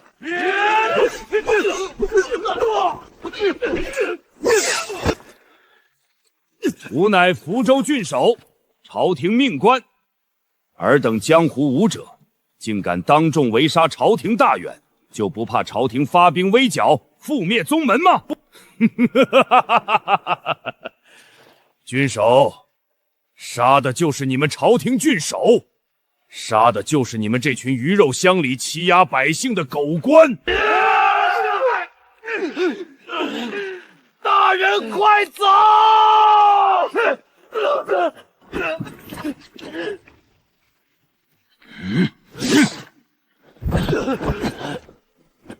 今日饶你一命，下次再见，必斩你首级。是。疯了！这群人彻底疯了！敢围杀一地郡守，这是不要命了！从古至今，江湖规矩摆在那里，江湖仇杀，门派私怨，官府大多闭眼不管。可朝廷命官一方郡守，代表大秦皇权，动郡守大员，就是公然叛朝，挑衅皇帝权威。完了，这一次彻底捅破天了。秦帝刚刚坐稳帝位，正要立皇权、肃乱象、稳天下，有人当着天下人的面杀他亲选的郡守，这就是打他脸面，毁他新政。他必定重拳出手，全面整顿江湖。到底是谁干的？到底哪一门派的杂碎私自出头挑杀？朝廷一旦出手，可不会区分谁是挑事者，谁是安分武者。到时候关门清剿，上门核查，封禁武馆，管控宗门，安分习武的门派散熟，全部要跟着遭殃。别让老子查出来是谁带队行凶，老子第一个劈死这群杂碎！自己想死自己去死，别拉着整个江湖一起死！太自私了，心思太歹毒了。事已至此，说什么都没用了。接下来怕是要掀起一轮朝廷清洗江湖的大祸。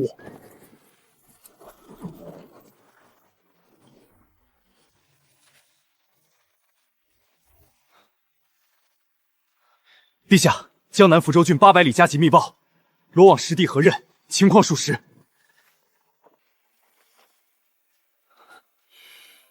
放肆！一群江湖贼，贼好大的胆子！朕刚肃清官场贪腐，整顿地方乱象，安稳天下民心。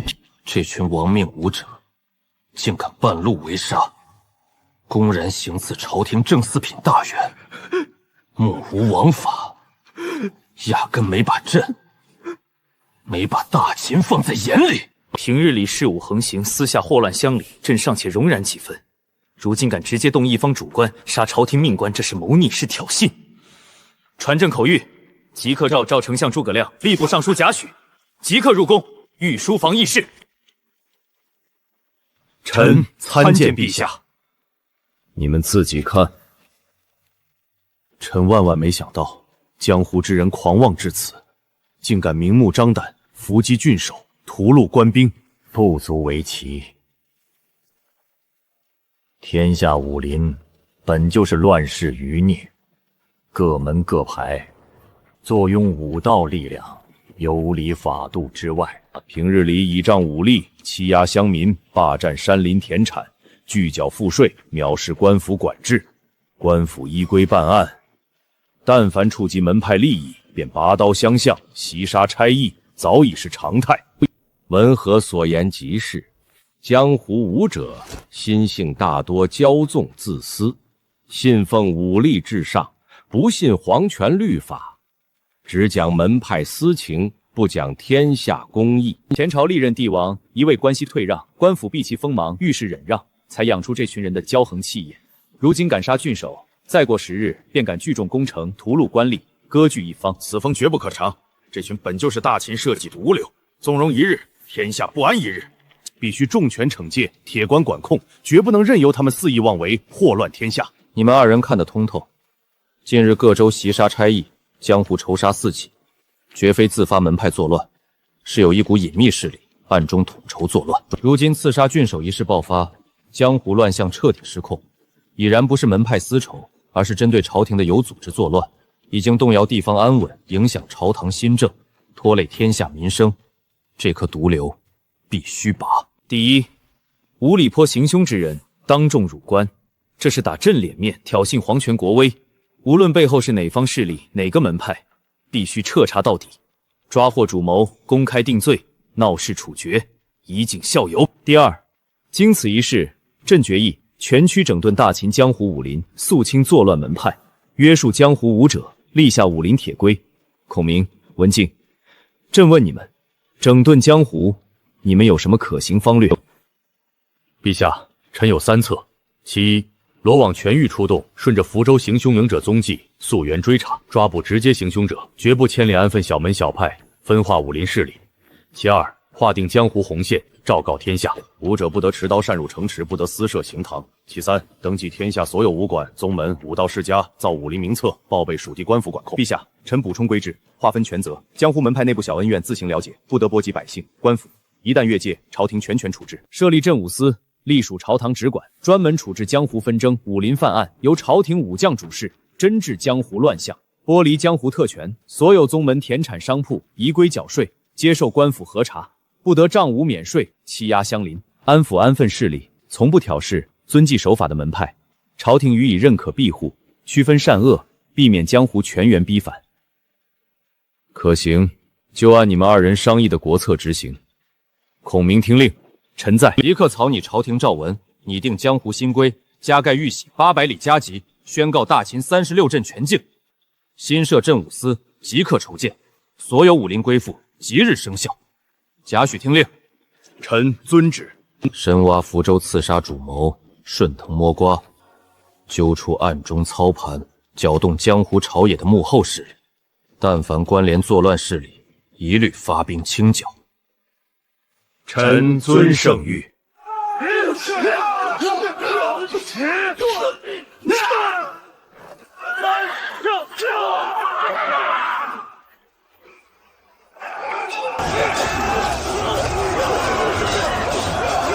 这根本不是江湖私仇，就是有人刻意操盘，精准挑动武者敌视官府，刻意破坏民生商贸、官道良运、地方治安，完完全全奔着搅乱大秦社稷、动摇地方安稳而来。近几日作乱之人来路不明，行事刻意偏激，刻意挑衅官府底线，是有人在背后挑拨，故意放大江湖与朝廷矛盾，故意逼官府出手镇压武林。我们江湖各家往日各守地界，互不侵扰，今日无故结仇，无故袭官，无故滋事，全是人为挑拨。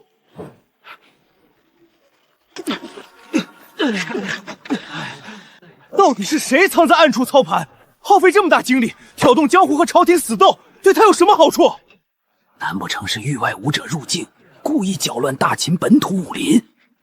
无从查证，毫无头绪。新设镇武司，登记天下武林人员，定武者红线，宗门田产，划定武林持械入城，禁厮杀官吏，禁去所有宗门武馆，依规缴纳赋税，接受属地官府管辖调度。武林纷争不得逾越官府律法，违者发兵灭宗。秦帝这是要收复江湖，奴役天下武者，千年平衡毁于一旦。我们安分守己，从未主动作乱，凭什么要为暗处歹人的过错买单？凭什么要接受朝廷管控，上缴赋税，俯首听命？江湖之所以为江湖，就是自在随心，不受朝堂管束，不受俗世规矩拿捏。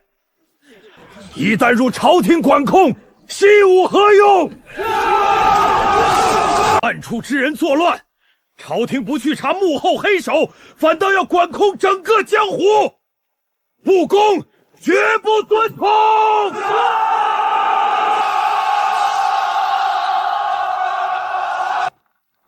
陛下，罗网汇总36郡江湖动静，尽数查实。朝廷镇武新政下达之后，全境江湖无一宗门赞同，从上至下反对之声铺天盖地。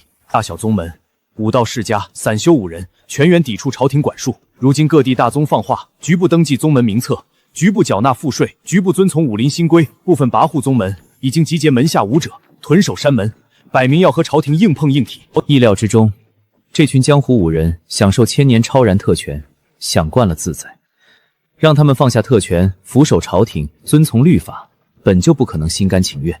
赵高传令罗网，全员待命，随时备战。新政落地，区别禅位，安分守己者既往不咎，保留宗门根基，执迷不悟，聚众抗旨，叫嚣最凶，带头煽动对抗朝廷的宗门势力，不必招安，不必劝降，直接出兵清剿，连根拔除，覆灭山门，杀鸡儆猴，震慑整片江湖，管控江湖，整顿武林，此事势在必行，无人可拦，无人可改朕意矣。臣遵旨，即刻传令罗网各部集结人手，锁定带头作乱宗门。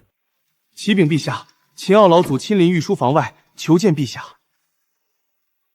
宣。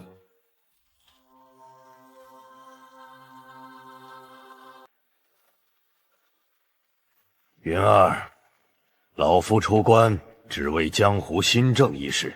老祖远道而来，请坐。老夫在皇陵已得知你要全域管控江湖，收纳武林麾下权，此事太急了。大秦开国至今，历朝帝王对江湖始终秉持放任、合作、制衡之策。朝堂管俗世民生，江湖管武道纷争，彼此互不深管，彼此借力听存。你骤然打破千年平衡，强行收编江湖，必然激起全武林死敌之心。你不了解江湖底蕴。36郡之内，隐士大宗共计7座，每一座宗门都坐镇闭关天人境老祖，其中3名宗门天人修为深厚，战力强悍，实力不在老夫之下。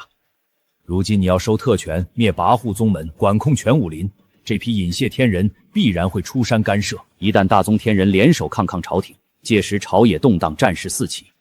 老夫此番收到7大宗门密信，态度统一，绝不接受朝廷管控，绝不上交宗门自治权，暂缓江湖新政，放缓管控节奏，避免天下大乱。老祖，朕懂你的顾虑，但朕必须推行新政，管控江湖。如今江湖早已变了模样，不再是安分习武、守戒自守的武林，暗处有人操盘，全域挑动官武厮杀，武者恃武横行，袭杀官吏，劫掠乡野，抹失律法，放任下去，暗处势力借江湖蚕食大秦根基。长此以往，大秦江山必生大祸。朕敢推行新政，便手握足够底牌，就算7大宗目天人联手出山对抗朝廷，朕也有十足把握一一镇压。老祖别忘了，朕身后有天宫撑腰，7大宗门在天宫面前不值一提。但凡隐士天人敢踏出山门，敢对抗朝廷，忤逆皇权，定叫他们有来无回。江湖的天人，朕从未放在眼里。罢了，你心思缜密，谋算周全，既有万全底气，老夫便不再多言。你已是大秦帝王，朝政武道皆由你决断，你放手去做。江湖风波再起，若是天人出手，局势失控，随时派人传信皇陵，老夫这一副老骨头尚可提剑一战。多谢老祖。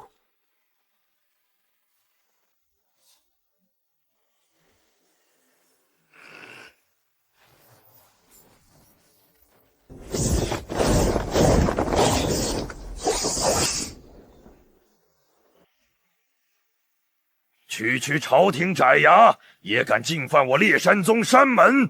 我宗门坐拥石山天险，弟子善战，大宗师3人坐镇。大秦想灭我宗门，简直痴心妄想！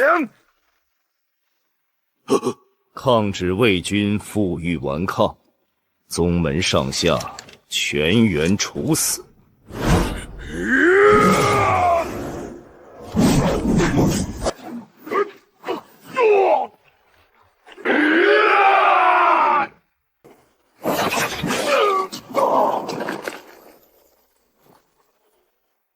杀！朝廷当真要赶尽杀绝？我烈火阁绝不归顺！想要灭我宗门，先踏过本座尸体！陛下给过归顺机会，你们不要。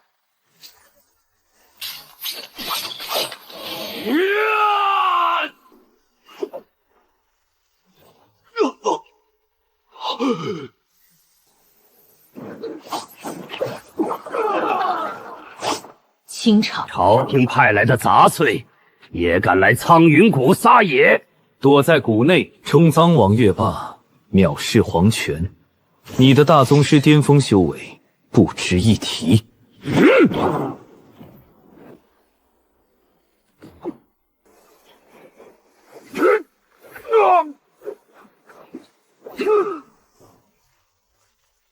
抗旨之时，便该想好下场。太狠了！朝廷下手太绝了！不过是不肯归顺新政，不肯上交赋税，直接满门屠灭，摆明了杀鸡儆猴，就是想用3大宗门的鲜血，逼全江湖低头臣服。我辈习武之人，自在千年，我命由我，不由皇权，不由朝廷。想用杀伐镇压江湖，让我们俯首听命，绝无可能。秦云痴心妄想，想要彻底掌控整片江湖，做梦！有意思，太有意思了！本以为秦云会顾及江湖底蕴，有所退让，没想到这个新帝性子如此强硬，头铁至极，丝毫不给江湖余地，直接痛下杀手，屠灭3大宗门。这下好戏彻底开场了。店主，如今全江湖上下同仇敌忾，全员敌视大秦朝廷，反抗浪潮越来越盛。你们别忘了，早在新政下达后，7大隐士天人门已经派人入京，私下警告秦氏皇族，放话不许触碰江湖根基，不许改制管控武林。秦云明知7大天人宗门态度强硬，依旧无视警告，执意屠宗立威，这就是彻底撕破脸面。7大隐士宗门自持底蕴超然，本土无敌，绝不会弯下这口气，必定出手反击大秦。事态发展远超本座预计，如今秦云强势屠宗，直接把江湖、朝廷逼到不死不休的地步，二者关系破裂，往后再想修复难度极大。秦氏皇族彻底失去江湖所有势力支持，往后大秦但凡遇战乱、遇叛乱、遇外敌，江湖宗门只会袖手旁观，绝不会出手效助大秦。关武长久内耗，大秦兵力、财力尽数被江湖牵制，大秦无暇发展国力，无暇清查我罗刹殿势力，全江湖敌视秦云，敌视大秦皇权。本座只需稍加引导，便可借力江湖之力对抗大秦朝堂。日后罗刹殿起兵伐秦，整片江湖皆是我天然盟友。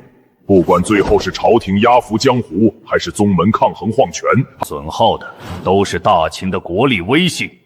店主深谋远虑，布局通天，英明神武，此番棋局全在店主掌控之中。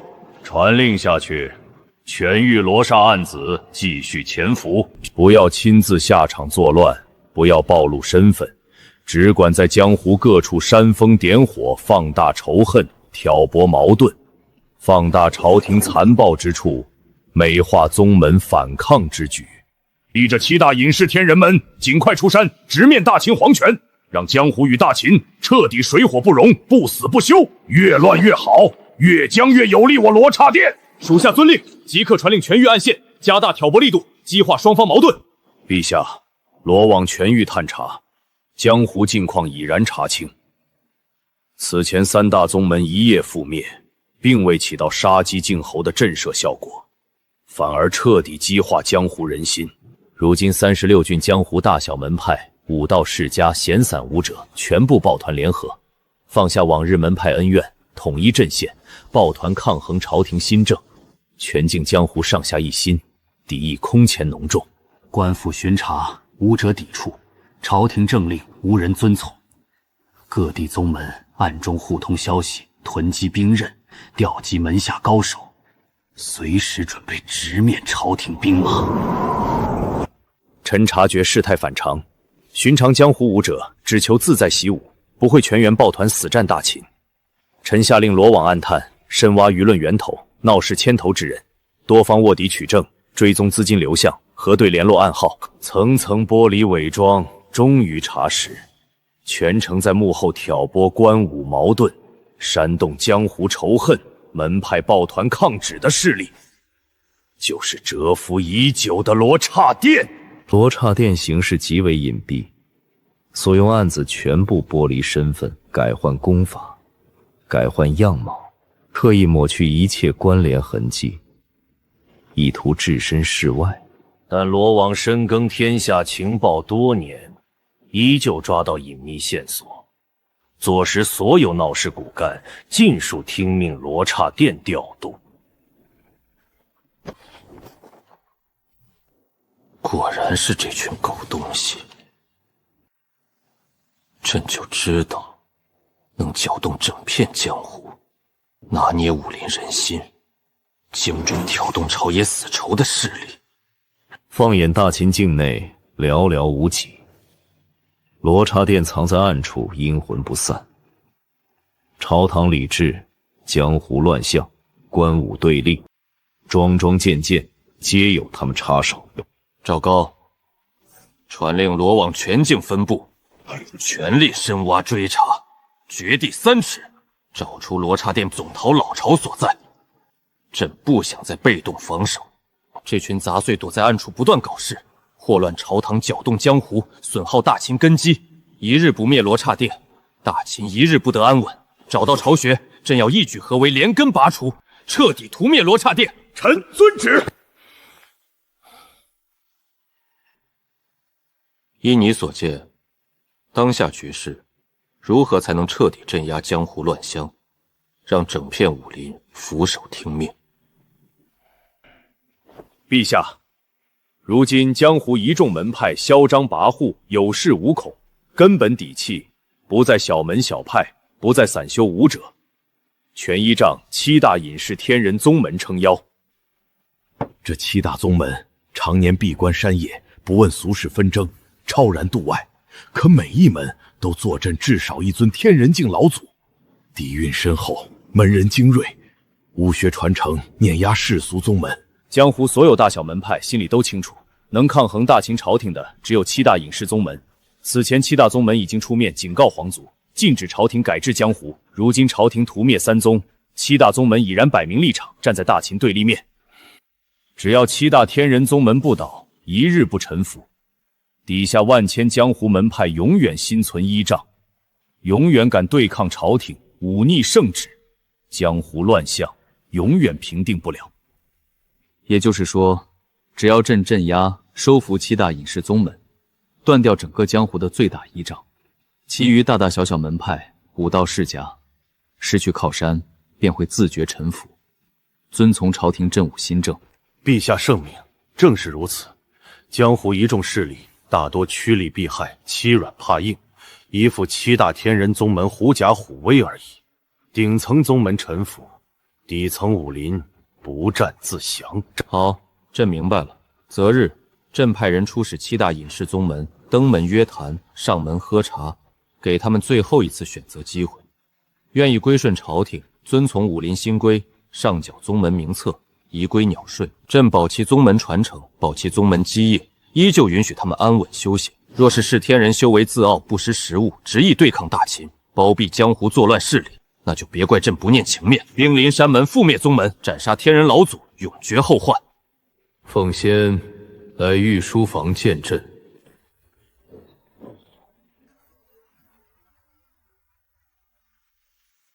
臣吕布参见陛下。奉先，朕有一桩重中尽重的差事，交由你去办。陛下请吩咐。大秦境内7大隐士宗门，每一门皆有天人老祖坐镇，盘踞山野，超然世外。眼下全江湖抱团抗旨，忤逆朝廷新政，技术依照这7大宗门撑腰。7大宗门无视皇权，公然庇护作乱武者，警告大秦不得插手江湖事宜。朕命你即刻动身，亲赴7大隐谢宗门，登门宣旨，给他们最后抉择：愿意归顺大秦，遵从镇武新规，宗门造册，爱归鸟税，约束门下弟子不得对抗朝廷。朕保其山门传承，保留宗门修行之地，既往不咎。若是拒不臣服，执意裹挟江湖对抗大秦，无需回禀，就地出手，覆灭山门，斩杀宗门天人，鸡犬不留。朕调拨2000大雪龙旗，归你全权调度。臣遵旨。陛下放心，7大宗门所谓天人老祖，躲在深山闭关自守，恃武自重，修为虚浮，久不经血战。臣常年浴血百战，一身杀伐之力，专克这类闭关武人。天人圆满，臣亦可一战。至于7大宗门一众天人，在臣眼中尽数是山野劳碌，一击在手，便可尽数镇压。有你这句话，朕放心，放手去做。朕要7大宗门臣服，要整片江湖再无对抗大秦的底气。臣定不辱使命。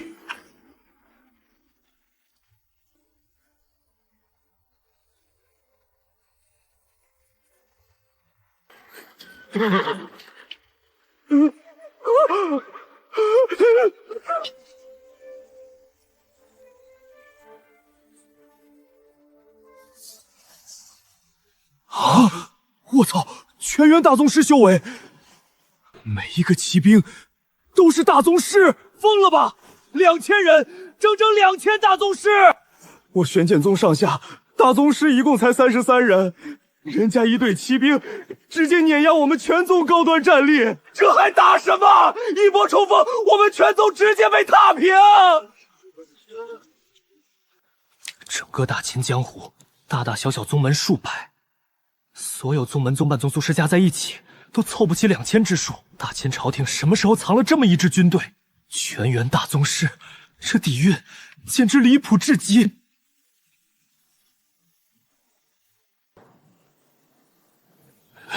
宗主，大秦这是摆明州马，要攻打我玄剑宗。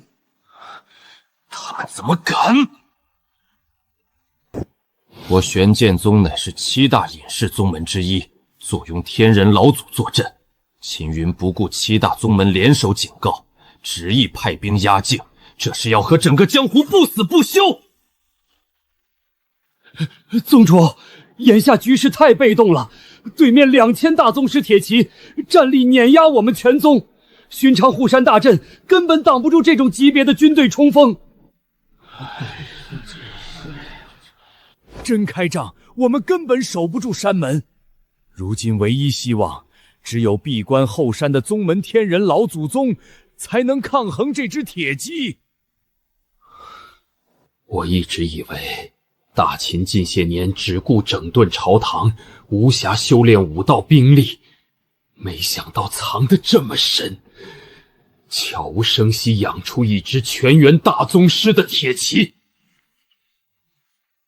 这份底蕴，远比历朝大秦皇族还要恐怖数倍，太能隐忍了！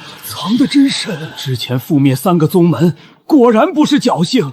大秦如今完全有能力整治江湖。山下何人率兵围困我玄剑宗山门？吕布，奉大秦皇帝陛下旨意，登门玄剑宗。原来是吕将军。将军若是寻常登门拜访，我玄剑宗自当备礼款待。可你亲率2000铁骑兵临山门，阵仗相向，杀气凛然。吕将军当真打算与我玄剑宗开战？陛下旨意。玄剑宗遵从朝廷镇武新政，宗门造册，爱归鸟税，约束门下弟子，不再抱团对抗朝廷。陛下既往不咎，保留玄剑宗1000年山门。简直欺人太甚！我玄剑宗立宗1000年，历代安分守己。大秦立国之初，战乱四起，我宗老祖亲自出山，帮大秦平定西南叛乱，有功于大秦。如今大秦坐稳江山，就要卸磨杀驴，收我宗门权柄。秦帝狼子野心，想要吞并江湖，痴心妄想。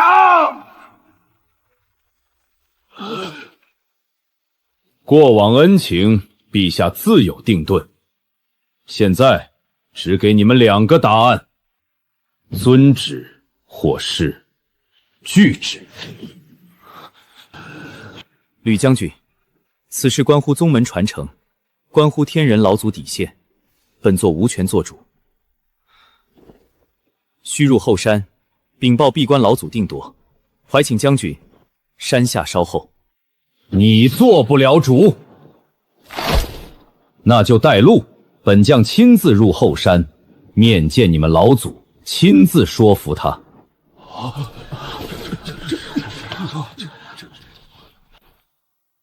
好，吕将军胆气过人，你敢孤身入后山祖地，本座便带你去。希望待会儿将军不要后悔。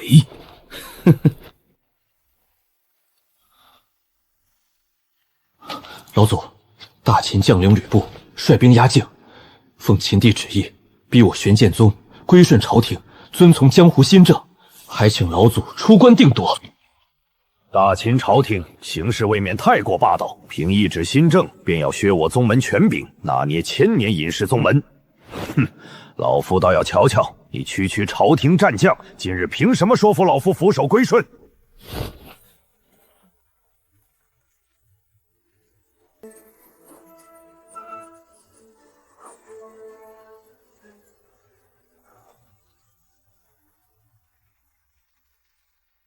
天人这么年轻，竟是天人后期，不可能，绝对不可能！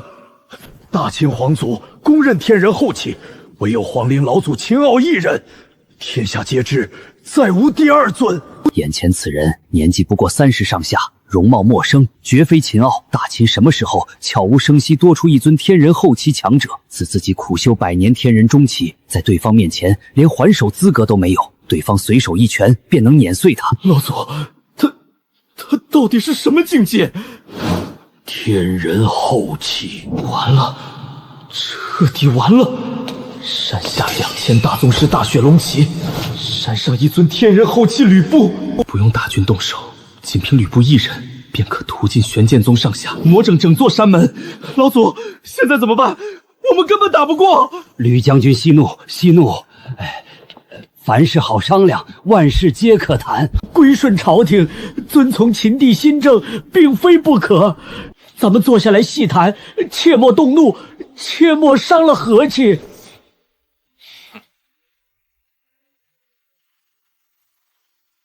还算你们识时务，方才若是晚1秒改口，本将直接一拳送你生死道消。是老夫愚昧，有眼不识泰山。多谢将军手下留情。我玄剑宗全盘支持秦帝江湖新政，遵从朝廷一切号令。很好，你会为今日的选择庆幸终身。敢问吕将军，师承何方？老夫修行数百年，混迹顶层江湖，从未听过将军名号，也从未见过将军这般绝世天骄。天宫弟子。天宫，一个不知名的天宫，门下弟子年纪轻轻便拥有天人后期战力。那天中主事之人，该强悍到何人地位，深不可测，完全惹不起。秦云短短时间坐稳敌位，肃清千场，强势整顿江湖，底气根本不止大秦皇族，背后还有超级势力天宫撑腰，怪不得秦云有恃无恐，不惧7大隐士宗门天人老祖。事情了结，本将不多逗留，3日之内派人前往皇城，递交归顺文书，正式臣服大秦。谨遵将军号令，必定按期入京臣服。还好答应得快，还好服软及时。但凡刚才老祖嘴硬半句，我玄剑宗今日就彻底覆灭了。天下格局彻底要变了。大秦纵用天人后期战将，背后还有神秘天宫撑腰。即刻传令全宗上下，从今往后，玄剑宗禁止以武力对抗朝廷，所有宗门事宜遵从大秦镇武司号令行事。约束门下弟子，不得敌视官府，不得忤逆秦地，全力教教大秦，万不可得罪秦云。弟子遵命。大秦不过仗着黄龙陵秦傲撑腰，真要开战，我宗门天人不惧一战。我股毒术冠绝武林，铁骑再多也能尽数毒杀。带兵退去，否则便催动宗门剑阵，灭杀所有大血龙子。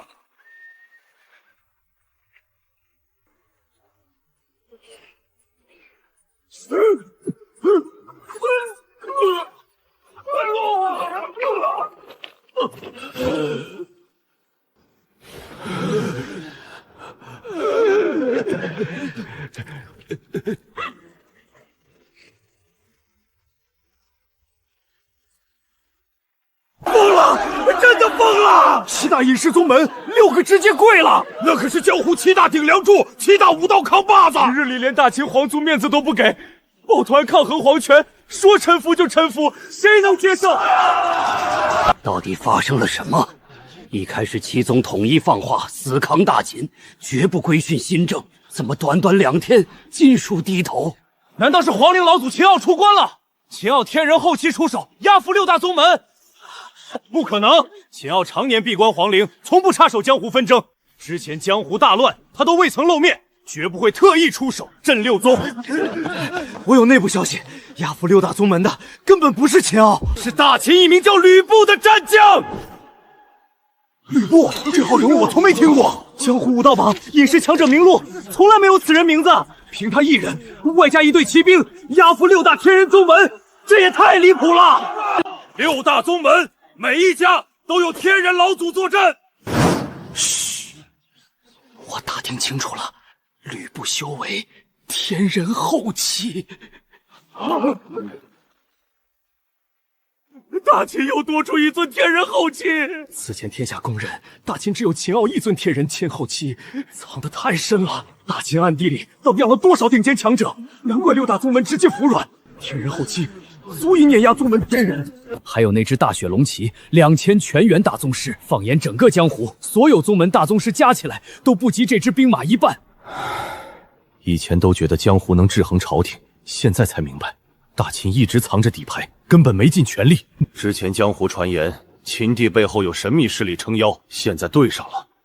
吕布、大宗师骑兵，全部都是那个神秘势力培养出来的人手，底蕴深到可怕，完全不是大秦江湖能抗衡的。6大宗门全跪，只剩四象门一家了。你们觉得四象门会投降吗？绝不可能投降。四象门底蕴远超其余6宗。四象老祖闭关100余年，修为深不可测，早年就是天人后期巅峰，闭关至今，大概率已经半只脚踏入天人圆满。天人圆满，碾压天人后期。四象门坐拥天人老祖，还有四象守护大阵。四象门本就是7大宗门之首，实力足以抗衡大秦皇祖，他们不会低头，一定会和那位绝世武将大战一场。打起来又如何？就算四象门打赢吕布，又能怎样？大秦底牌层出不穷，还有神秘势力兜底，6大扛把子宗门都臣服了，江湖人心散了。但凡四象门再败，江湖就彻底没有抗衡朝廷的资本了。到时候全江湖只能俯首，听从秦帝摆布。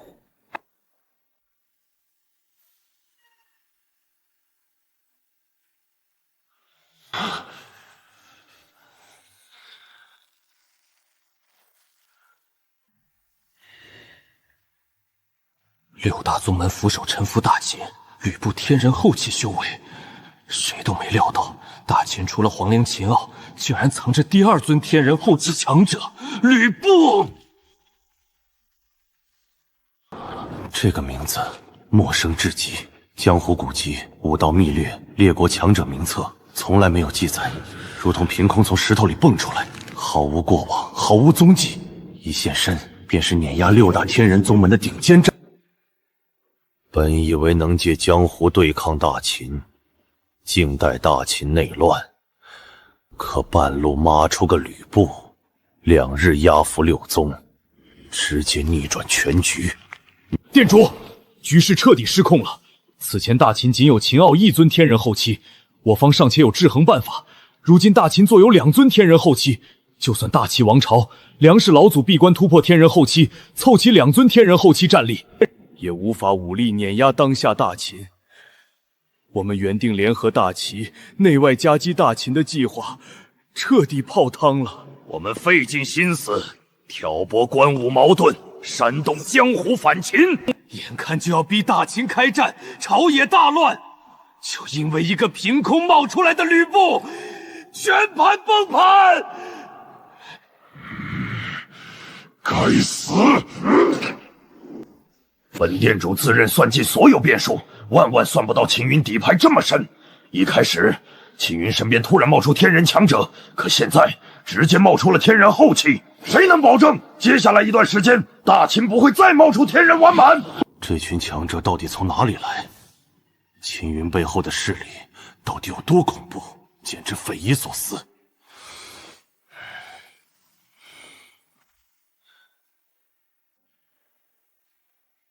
局势已经脱离我们掌控，传令罗刹暗子外围势力全部收敛动作，停止挑拨矛盾，停止煽动宗门对抗朝廷，停止一切明面作乱，全员潜伏，隐匿行踪，切断对外联络，减少人员聚集，不许主动招惹大秦，不许暴露据点，最大限度保全人手。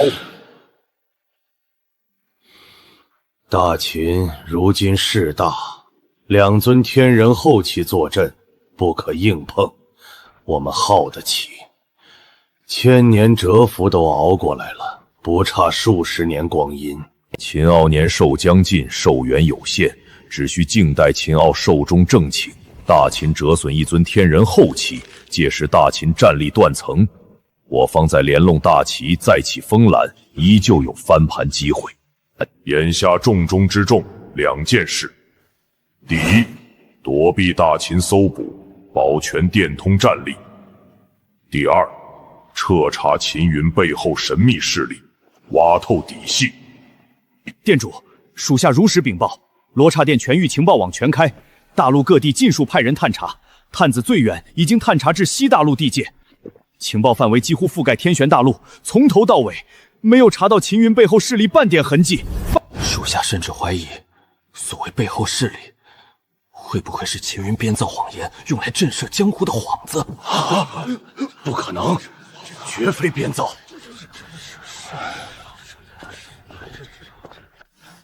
继续查，就算追到域外海域，也要找出这股势力的真身。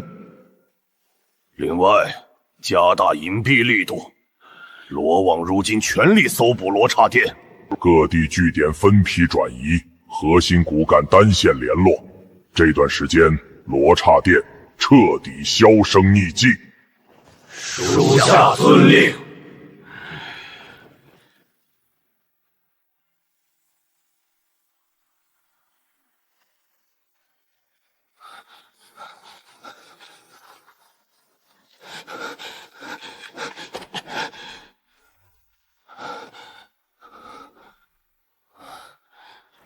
老祖，弟子有要事禀报。进来。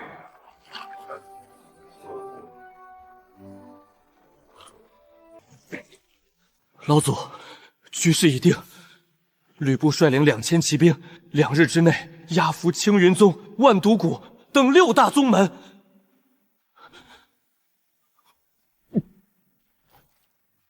6大宗门全部俯首，尽数答应遵从大秦新政，近日便会入京递交臣服文书。如今7大隐士宗门，只剩我四象门一家尚未归顺大秦。弟子前来请示老祖，眼下江湖大势倾覆，我四象门是选择归顺大秦，还是直接拒绝吕布，与大秦开战？想让我四象门俯首称臣，没那么容易。老夫闭关200余年，早稳固天人后期，如今半只脚踏入天人圆满。200余年，未曾出手一战。吕布横空出世，天人后期战力2日震6宗，风头无二。正好老夫亲自出手，试一试此人深浅。若是吕布实力强横，能正面击败老夫，证明大秦武力彻底碾压我四象门，老夫心服口服，四象门无条件归润大秦，遵从所有新政，绝不反悔。若是老夫出手击败吕布，或是逼平吕布，证明我四象门有抗衡大秦的底气。届时归顺可以主动议价，向秦帝讨要条件，保全宗门全部特权，保留宗门地域自治权，不受政务司管束。千山，你要明白，江湖大势不可逆，秦帝整顿江湖，收编武林，心意已决，没有回转余地。大秦坐拥2尊天人后期，外加神秘势力兜底，国力战力碾压整片江湖。我四象门再强，也只是一座宗门。独木难支，逆势而为，最终只会宗门覆灭，传承断绝。老夫修行数百年，向来顺势而为，从不逆天硬拼。归顺大秦是最终结局，早已注定。但归顺分狼狈臣服和体面归顺。大秦想要我四象门俯首，必须拿出足够实力打服老夫，打不服就要拿出优厚条件，妥协让利。与其最后被迫灭门，不如顺势归顺，借着老祖尚存战力，借着一战底气，为宗门争取最大好处，保住山门传承，保全门下数千弟子安稳修行，这才是最优解。弟子懂了。